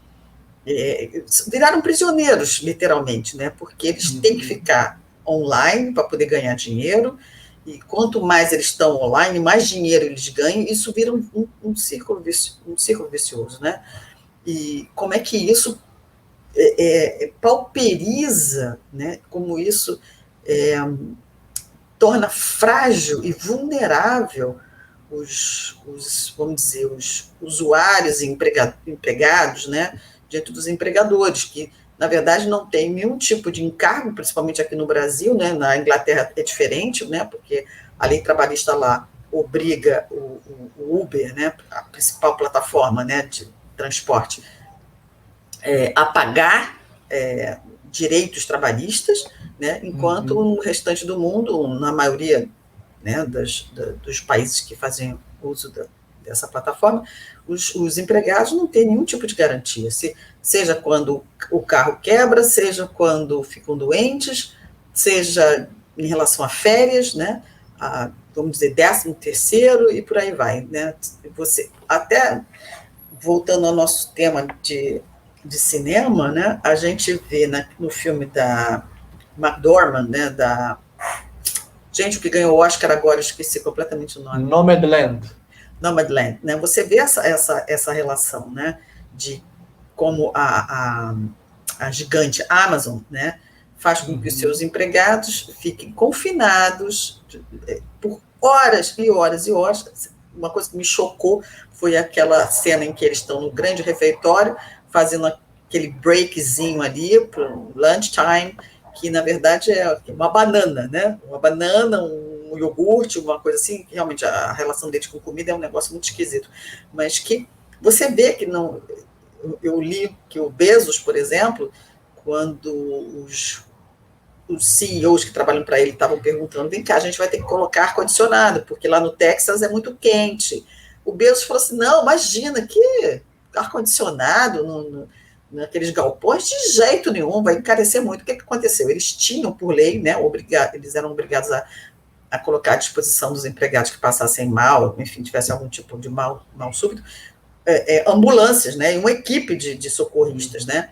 Mas a quantidade de problemas que a falta de ar-condicionado estava gerando era tal que ele falou, não, peraí, tá ficando muito caro, é melhor botar o ar-condicionado. Quer dizer, você vê que, na verdade, assim, as condições mínimas de salubridade, eles não cumprem, entendeu? Então, assim, como é que essa uberização, essa precarização das relações de trabalho, da vida, como é que isso está começando a vir, é uma pandemia, né? Junto com a Covid, uma pandemia, porque você está disponível nas plataformas, né? Esses empregados, né? Se é que se pode chamar de empregado, porque não são empregados, colaboradores, entre aspas, né? Eles estão o tempo inteiro nas plataformas disponíveis sem o mínimo de garantia de condições de trabalho, né? Eu queria te devolver. E, na verdade, assim, a justiça não está preparada para isso, né? Ainda estamos discutindo exatamente assim, o que é permitido, até quando e como, né? Por conta disso, as plataformas, né? Essa coisa 24 horas / 7, né? Como diria o Crary, né? Como é que essa forma de vida, porque é uma forma de vida, você está nas redes, você está o tempo inteiro visível e sendo visto, né? Sendo visto e vigiando, né? Vigiando e sendo vigiado, né? Como é que isso está arruinando as relações de trabalho e precarizando a nossa vida?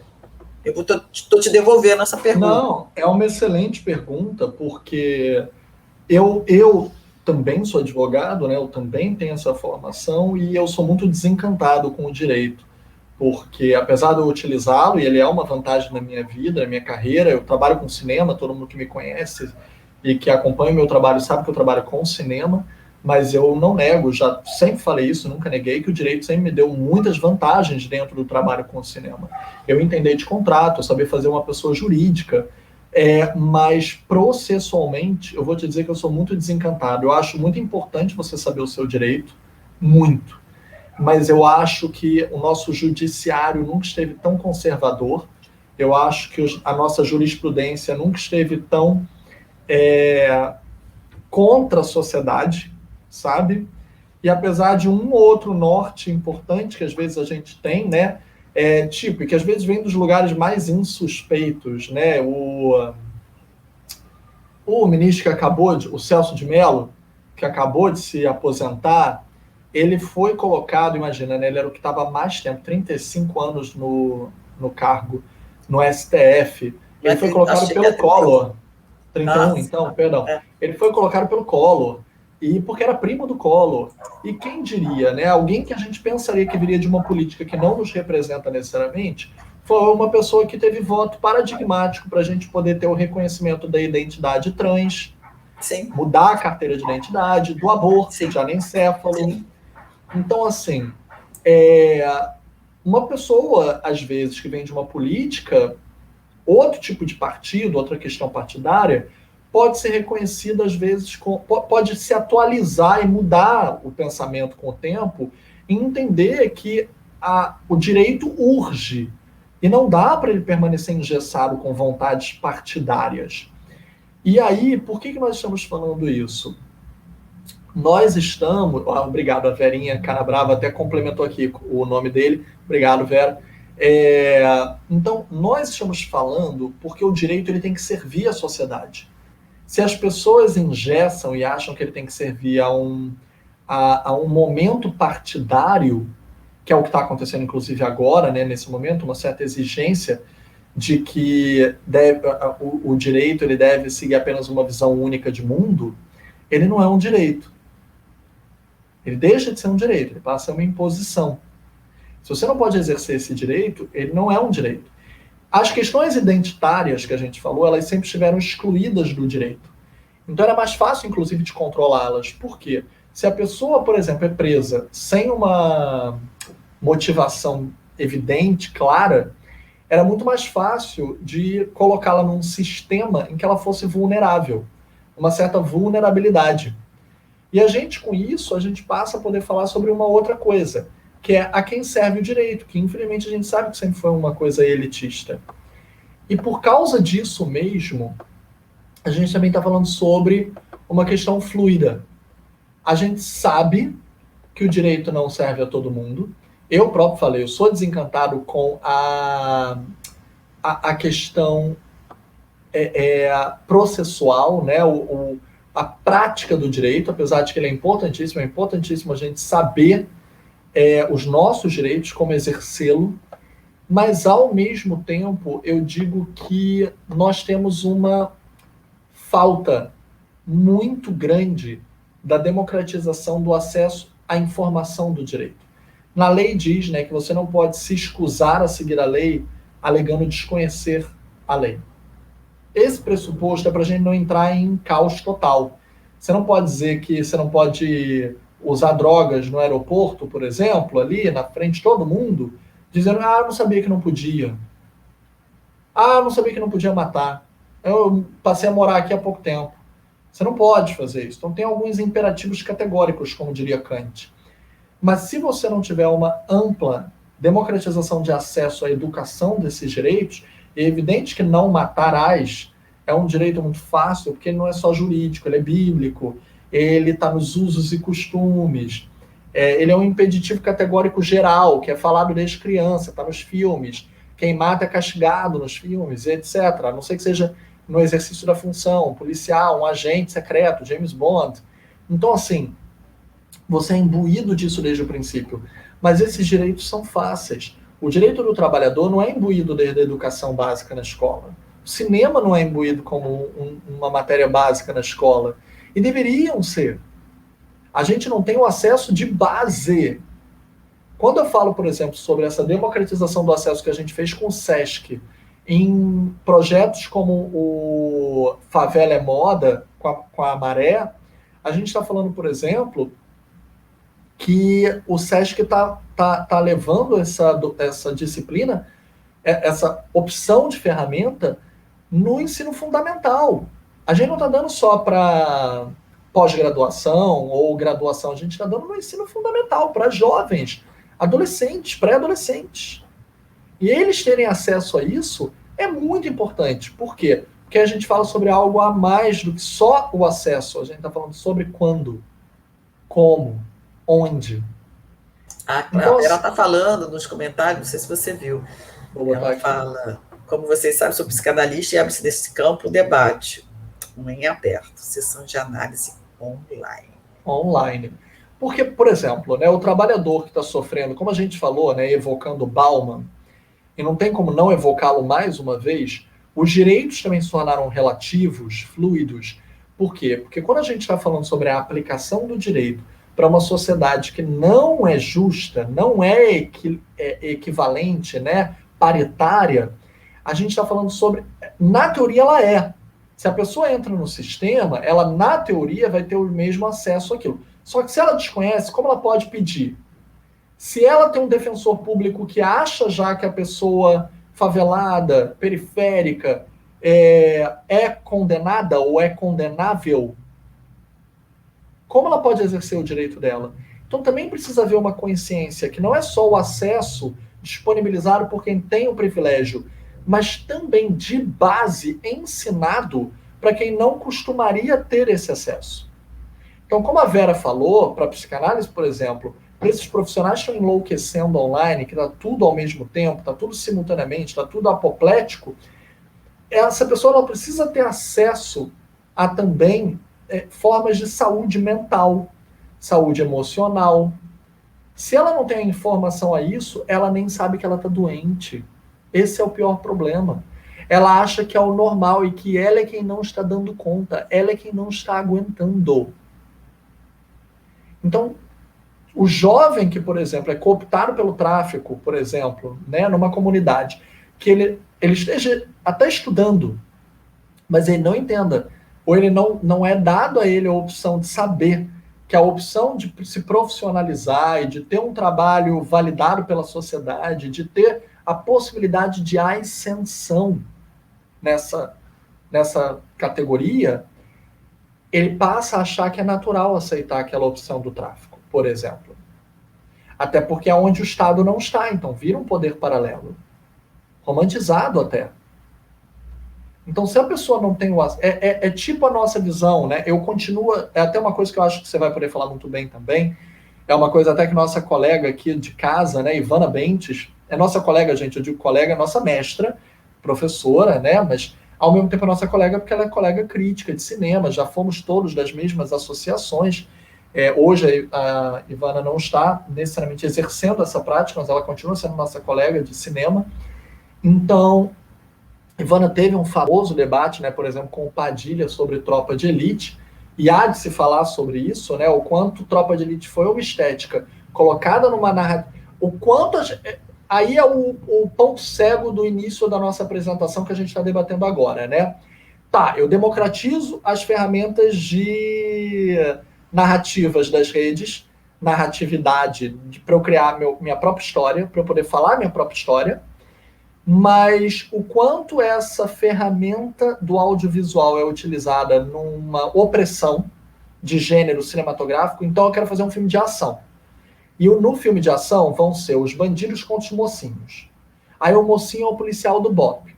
Mas no momento em que o mocinho é o policial do BOPE, que utiliza dos meios e ferramentas dele, fora da proporção outorgada pela lei, e ele oprime essas outras identidades com um excesso de violência policial que é injustamente aplicado de maneira desproporcional na sociedade.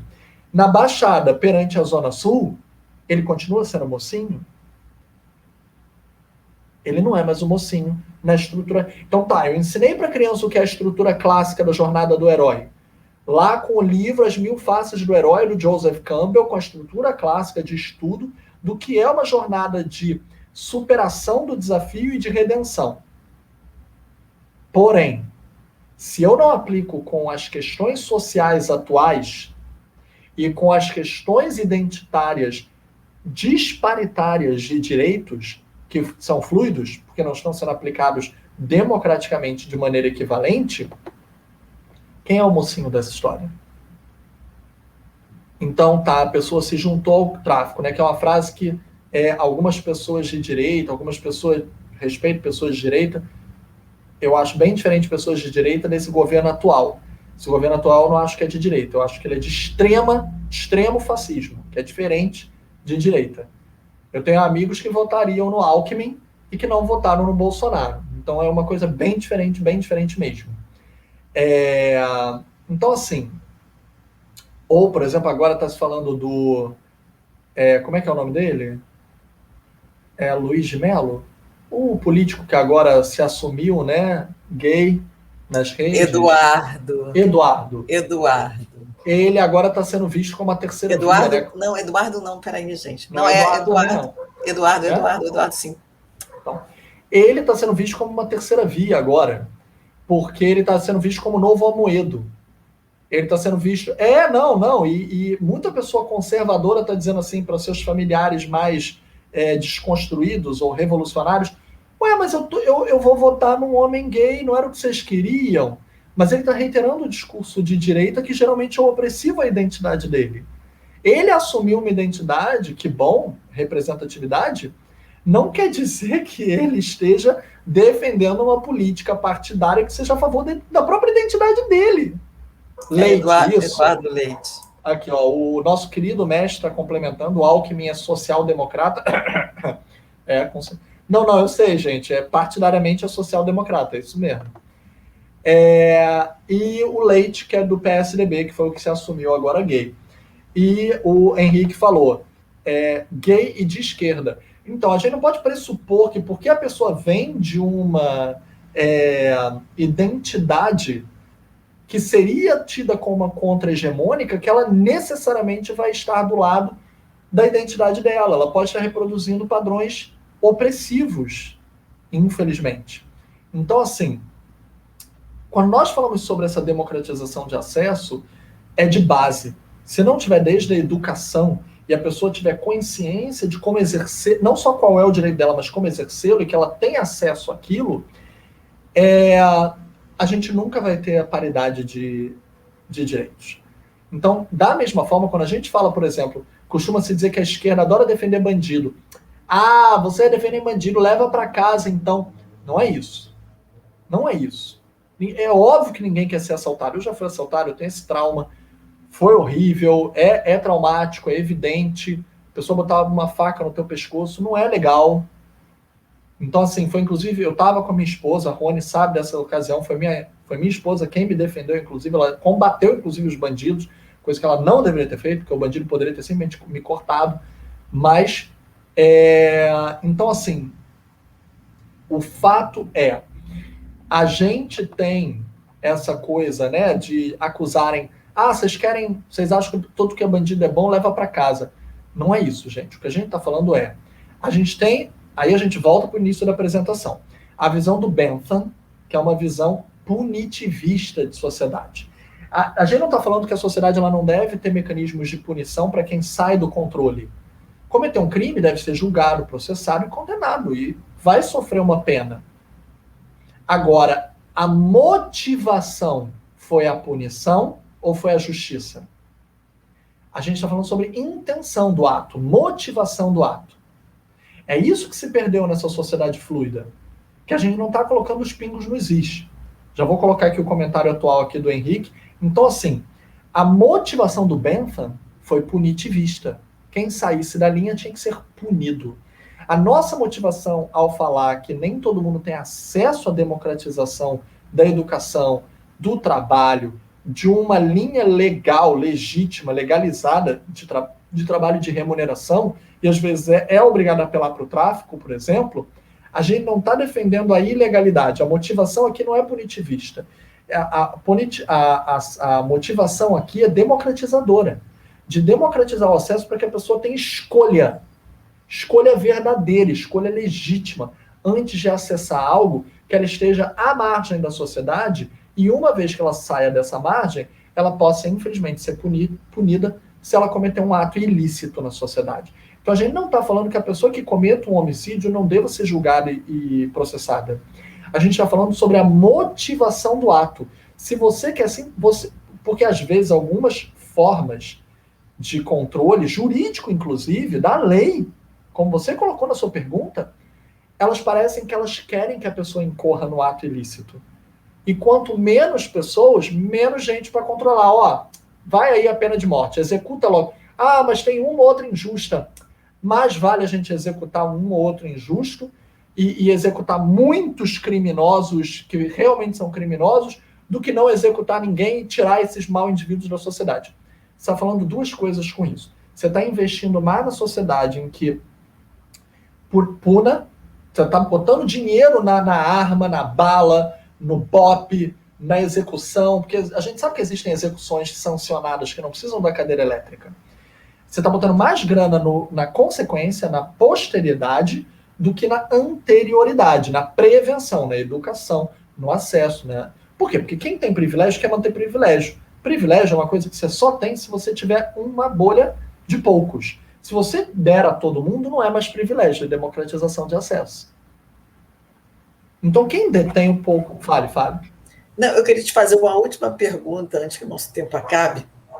Fale. Mas antes, só para botar a frase do Henrique. Tá. Depois da pequena burguesia, a nanoburguesia das franquias, milícias e favelas, que dialoga com o que a gente está dizendo. Vou deixar aqui para quem quiser ler a frase do nosso querido mestre Henrique Antum.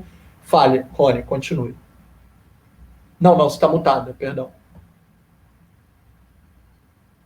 Então, você fez um artigo muito interessante na revista Fórum, cujo título é Estética da Quarentena, cinema online feito de lives. A sua última frase, você fala assim, várias vertentes de uma associação poderosa da arte com o agora, que está alimentando o nosso senso crítico ante o desastroso momento político de um país que não soube lidar com a pandemia global, mas cuja cultura está na vanguarda da cura espiritual que este mundo tanto precisa. Eu queria que você falasse um pouquinho dessa cultura que está na vanguarda dessa cura espiritual. Até para a gente não só falar da coisa negativa, né? A gente também falar sobre coisas positivas. É tão importante, né? Um pouco do que a gente trouxe aos alunos, em geral, o quanto a gente tenta explicar que existem formas positivas de você poder trazer suas próprias narrativas e fazer parte da sociedade ativamente com elas, com uma função social para o que você traz a agregar. Isso é uma coisa, é fato. Nós estamos na crista da onda do audiovisual no mundo. O Brasil nunca esteve tão reconhecido, tão premiado, tão concorrente em vários festivais internacionais, tão presente. Estamos em Cannes, estamos inclusive concorrendo à Palminha de Ouro, né, a Palma de Ouro dos curtas-metragens. Então, não estamos com longas, mas apesar disso a gente está mais ou menos, porque o Ilha de Bergman's Island, que é um filme concorrendo na competição, dirigido por mulher, pela Mia Hansen-Love, é produzido pelo nosso Rodrigo Teixeira, que é produtor brasileiro, da RT Features, que é um produtor altamente proeminente, tem contrato de 5 projetos em coprodução com o Scorsese.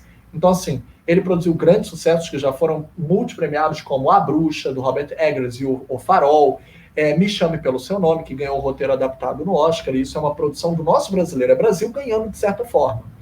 Então tem filme também competindo na competição principal, e temos em outras competições, como na quinzena dos realizadores, filmes brasileiros como o da Anita Rocha da Silveira, Medusa, que aliás a gente tem um colega, um grande amigo da crítica, o Bruno Guetti, do UOL e da Folha, que está fazendo um mestrado na UF sobre a Anita Rocha da Silveira e sobre os filmes anteriores dela, como Mate-me, por favor, que aí eu vou fazer um pequeno jabazinho. Vocês podem encontrar o filme na plataforma Reserve Movision de streaming, que eu sou o host e curador do podcast Reserve Movision, toda semana no Spotify, toda sexta-feira no Spotify e outras plataformas de podcast. Vocês vão conferir eu e a Mariane Morizawa, recebendo vários convidados especiais. Inclusive a Rony está convidadíssima, a gente está só vendo a data de quando ela vai participar, que ela adora quebrar o nosso coração demorando para corresponder. Tô brincando, ela está super ocupada, gente. Mas, porque todo mundo quer essa pessoa maravilhosa e a experiência, a expertise dela. Então, vejam o podcast que vocês vão se inteirar melhor da plataforma, que é um pouco isso. Até as plataformas online, mudou a nossa forma de ver o audiovisual, a câmera mudou. Vou falar um pouco sobre isso. Você perguntou, por exemplo, o que a gente está à frente no mundo, né? Em primeiro lugar, a nossa relação com a imagem mudou. Isso é uma lição que eu tive quando eu fui aluno do José Carlos Avelar, grande crítico, saudoso, ex-curador do IMS, né, Instituto Moreira Salles, da Cinemateca do IMS, e ele falava isso para a gente, para os alunos. A relação com, eu já trago as frases aqui que o Henrique trouxe novas, a relação com a imagem ela mudou, né? Ele ensinava assim, antigamente só tinha o cinema como audiovisual, a gente ainda não tinha televisão. O rádio não é audiovisual, é só áudio. Então a gente tinha o cinema. E a gente assistia, né, de baixo para cima. A tela de cinema estava acima de nós, então existia uma hierarquia dessa imagem. A imagem do audiovisual era muito pesada. E a câmera também filmava a gente de cima para baixo, ela tinha essa outorga da realidade. Depois, com a televisão, a gente passou a ter à frente do nosso olhar. Então a nossa relação ela passou a ser horizontalizada, ainda mais com o controle remoto, que passou a poder mudar de canal a bel prazer. Então a gente passou a ter uma relação horizontalizada, não mais hierárquica. A imagem estava acima de nós, ela agora está à frente de nós. Com o celular, a gente passou a ter a imagem abaixo de nós. A gente olha para baixo, de cima para baixo. E o celular, ele vai trazer várias outras relações com a imagem. A gente vai ter aplicativos, ele virou um pequeno computador, que vai trazer algo novo, que aí eu complemento, porque o Avelar ele morreu antes dessa continuidade. E o Foucault também, eles não viram essa autonomia da vontade das redes, que a gente quer entrar no panóptico, quer se refastelar, a gente quer lamber os beiços no panóptico e ter curtida, ter compartilhamento e ter estrutura. Só ser vigiado não é liberdade total. Agora, se a gente usa das ferramentas que já foram usadas contra nós para criar histórias, para juntar histórias em coletivos, para compartilhar em comunidades antes invisibilizadas, então também está na motivação. Agora a gente está sendo agente da nossa história, a gente está tendo agenciamento da nossa própria história. E aí a gente cria uma coisa que o Avelar não viu. O celular, de cima para baixo, ele também pode ser visto como selfie. A selfie coloca a gente dentro da imagem. Se na TV a gente não tinha controle da imagem, porque a gente tem o controle do canal, mas a gente não produz a imagem que a gente está vendo na TV. No celular, a gente produz a imagem que a gente está vendo. Eu posso me filmar, eu posso ter um filtro, eu posso me inserir, mas só com a selfie, quer dizer, eu posso filmar o outro, mas com a selfie a gente passou a ter uma outra responsabilidade com a imagem, porque nós estamos dentro dela. A partir do momento que a gente passou a estar dentro dela, do que a gente filmava antes com a câmera, agora a gente está filmando a si próprio, botando filtro em si próprio, a relação com a imagem da selfie, de nós estarmos dentro do celular, não é mais só eu olhando de cima para baixo o que eu produzo no celular, no dispositivo móvel. É também eu me olhando de volta. E se eu não me tratar com respeito e responsabilidade, eu posso oprimir a mim mesmo. Fale, Rony. Deleuze dizia, quanto mais visível, mais vulnerável. Então será que a gente vai ter que, eu poderia refazer essa base? E eu vou complementar a Deleuze com outro grande filósofo, o tio Ben, o tio do Homem-Aranha, que dizia, com grandes poderes trazem grandes responsabilidades. Então, quanto mais a gente é visto, quanto mais a gente se expõe, mais a gente é vulnerável, mas isso também é um poder, porque a gente não se expôs sozinho, a gente se expôs com outros, com comunidades, com identificação identitária, que antes estava invisibilizada e agora pode estar em comunidade de signos, como diria o Rancière. Essa comunidade de signos nos traz uma responsabilidade. Ao eu ter, a gente falou que é base, é educação. Então, ao eu ter o acesso à educação do que são esses signos, e no momento que eu tenho controle sobre eles, quando eu inverto a câmera para mim mesmo, me insiro na criação e compartilho com minha comunidade de outras pessoas que se identificam comigo, ou se eu não faço parte dessa comunidade, eu posso ter um poder de escuta, não só o poder de fala, mas eu posso ter um poder de escuta em ouvir a comunidade LGBTQIA+, em ouvir a comunidade preta, em ouvir a comunidade periférica, em ouvir a comunidade favelada, eu estou me inserindo num contexto, num conjunto, que é muito maior do que eu. Indígenas também, quilombolas. Indígenas, quilombolas, eu vou estar me inserindo num contexto que é muito mais poderoso do que eu.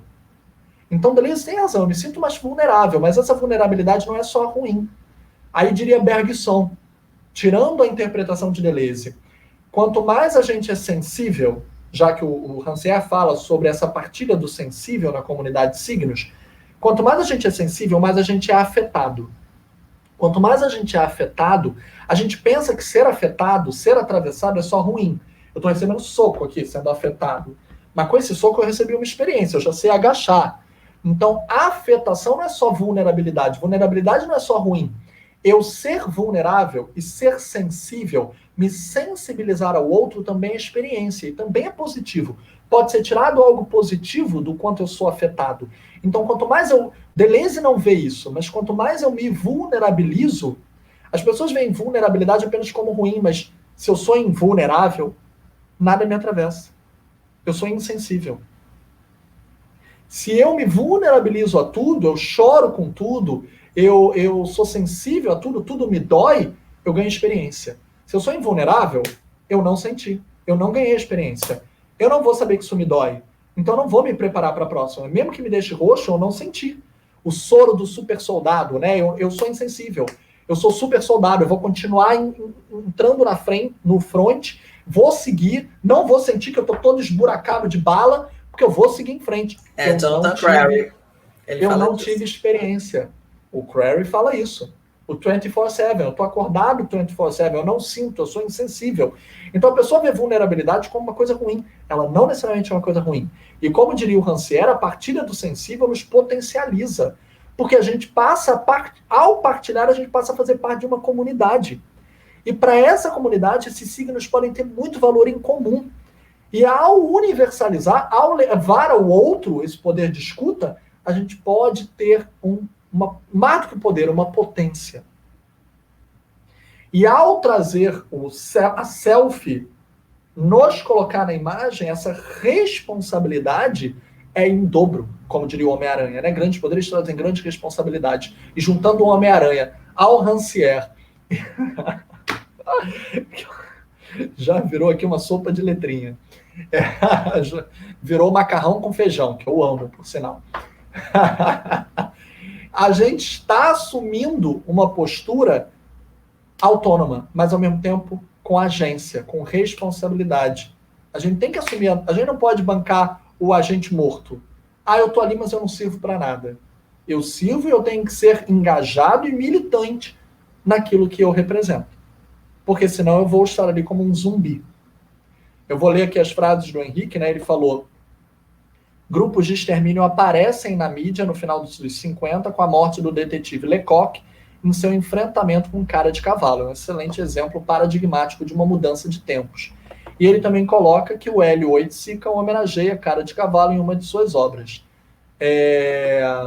E o Almodóvar, por exemplo, com cara cortada de Kika, que é a Victoria Abril. E que tem uma câmera em cima dela, né? Ela não anda, a Kika, a personagem da Victoria Abril em Kika, do Almodóvar, ela não anda sem uma câmera, né? E ela filma crimes hediondos. Ela vai atrás de crimes, serial killer, sociopata, e a câmera dá um poder a ela ali. Ela é um agente. Porque ela não é só ela não é só os olhos dela, ela é um olho do mundo que está transmitindo. Então nós, ao invertermos esse panóptico, não é só inverter o panóptico e dizer eu estou me filmando e, portanto, eu saio do controle punitivista, passo a ter controle da minha própria narrativa. Não. Não é só inverter a câmera. Nós temos que exercer a responsabilidade de acordo, nos inserir, sabemos que nós temos uma responsabilidade perante a nossa imagem inserida no todo, e exercermos uma responsabilidade dessa partilha do sensível, nesse poder de escuta ao outro, porque nós não estamos sozinhos, e sabermos fazer parte dessa comunidade de signos, como diria o Rancière, dentro dessa responsabilidade. Então isso eu acho que eu responderia a questão da Rony muito nesse sentido. A gente está vulnerável, uma vulnerabilidade não é uma coisa ruim, mas tem que ter democratização de acesso, tem que se ter o compartilhamento desses signos, porque senão é ainda uma hegemonia de sentidos, é uma imposição. E aí, a partir dessa partilha, a gente ter, de fato, um exercício que possa ser democrático. Mais uma vez, a gente tem que lutar por isso, né? Pela democratização dos meios, né? Sempre. Pelo acesso, né? Pelo acesso. Internet livre, de acesso também grátis, gratuito, em todas as comunidades, nas periferias, nas pequenas cidades, é isso aí. Obrigada, foi ótimo, viu, Filipe? Adoro sempre. Amei, eu amo. Eu te amo, amiga. Agora é o momento love, a gente pode ficar só compartilhando amor. E amamos todo mundo que pôde ficar até agora com a gente, várias pessoas assistindo pelo YouTube, pelo Facebook. Agradecemos também aos nossos participantes pelo chat, principalmente nosso mestre, querido Henrique Antum, Vera Canabrava, gente maravilhosa que participou com perguntas, com questões, trazendo outros temas. E obrigada, Laís. Obrigado a Laís por ter feito o nosso departamento técnico maravilhosamente bem, deu tudo certo, fluiu. E só para a gente acabar no horário certo, reiterando o jabá, infelizmente sou obrigado a fazer isso, mas, gente, acompanhe nosso novo podcast, que a Rony já vai participar, que é o podcast Reserve Imovision. Se inscrevam, sigam a página, é o podcast da distribuidora de filmes Imovision. Gente, o podcast não é chapa branca, tá? Ele não é um podcast para adular os filmes lançados na plataforma. A gente tem liberdade crítica. Muito pelo contrário, vou até falar um segredo para vocês. Tem filme que eu e a Mari detonamos desde o princípio, como Victoria, que é um filme todo em plano sequência argentino, que eu acho um filme eu e ela achamos extremamente misógino. E a gente fala mal dele quase toda a edição. ele é uma das maiores buscas na plataforma. Eu acho que a gente fala tão mal dele que todo mundo busca por ele. Então, assim, olha só o que dá a liberdade. Olha o que a gente falou sobre responsabilidade e compartilhamento. A liberdade autoral, a liberdade de fala, da autonomia, da vontade, faz com que as pessoas procurem o filme que a gente detona. A liberdade, inclusive, de vocês procurar filme ruim. Só por causa da polêmica.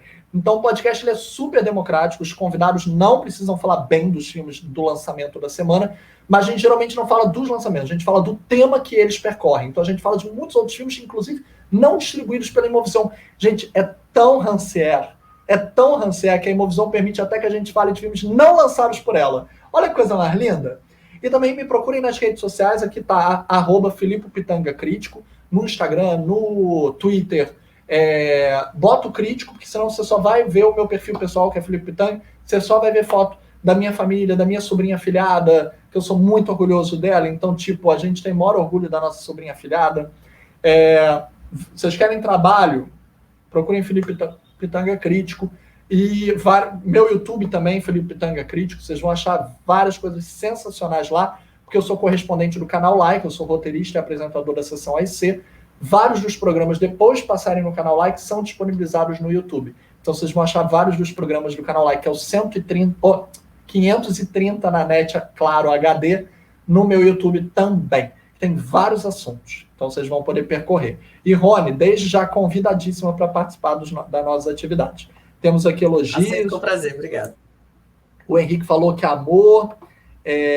A Maria Rita falou, adorei a mesa, obrigado pela participação. E Humberto fez palminha, que aqui fica wash hand, o emoji. Então a gente só tem a agradecer mais uma vez. Rony, obrigado. E eu vou encerrar agora com a vinheta de finalização que a gente encerra. Obrigado por tudo, amiga.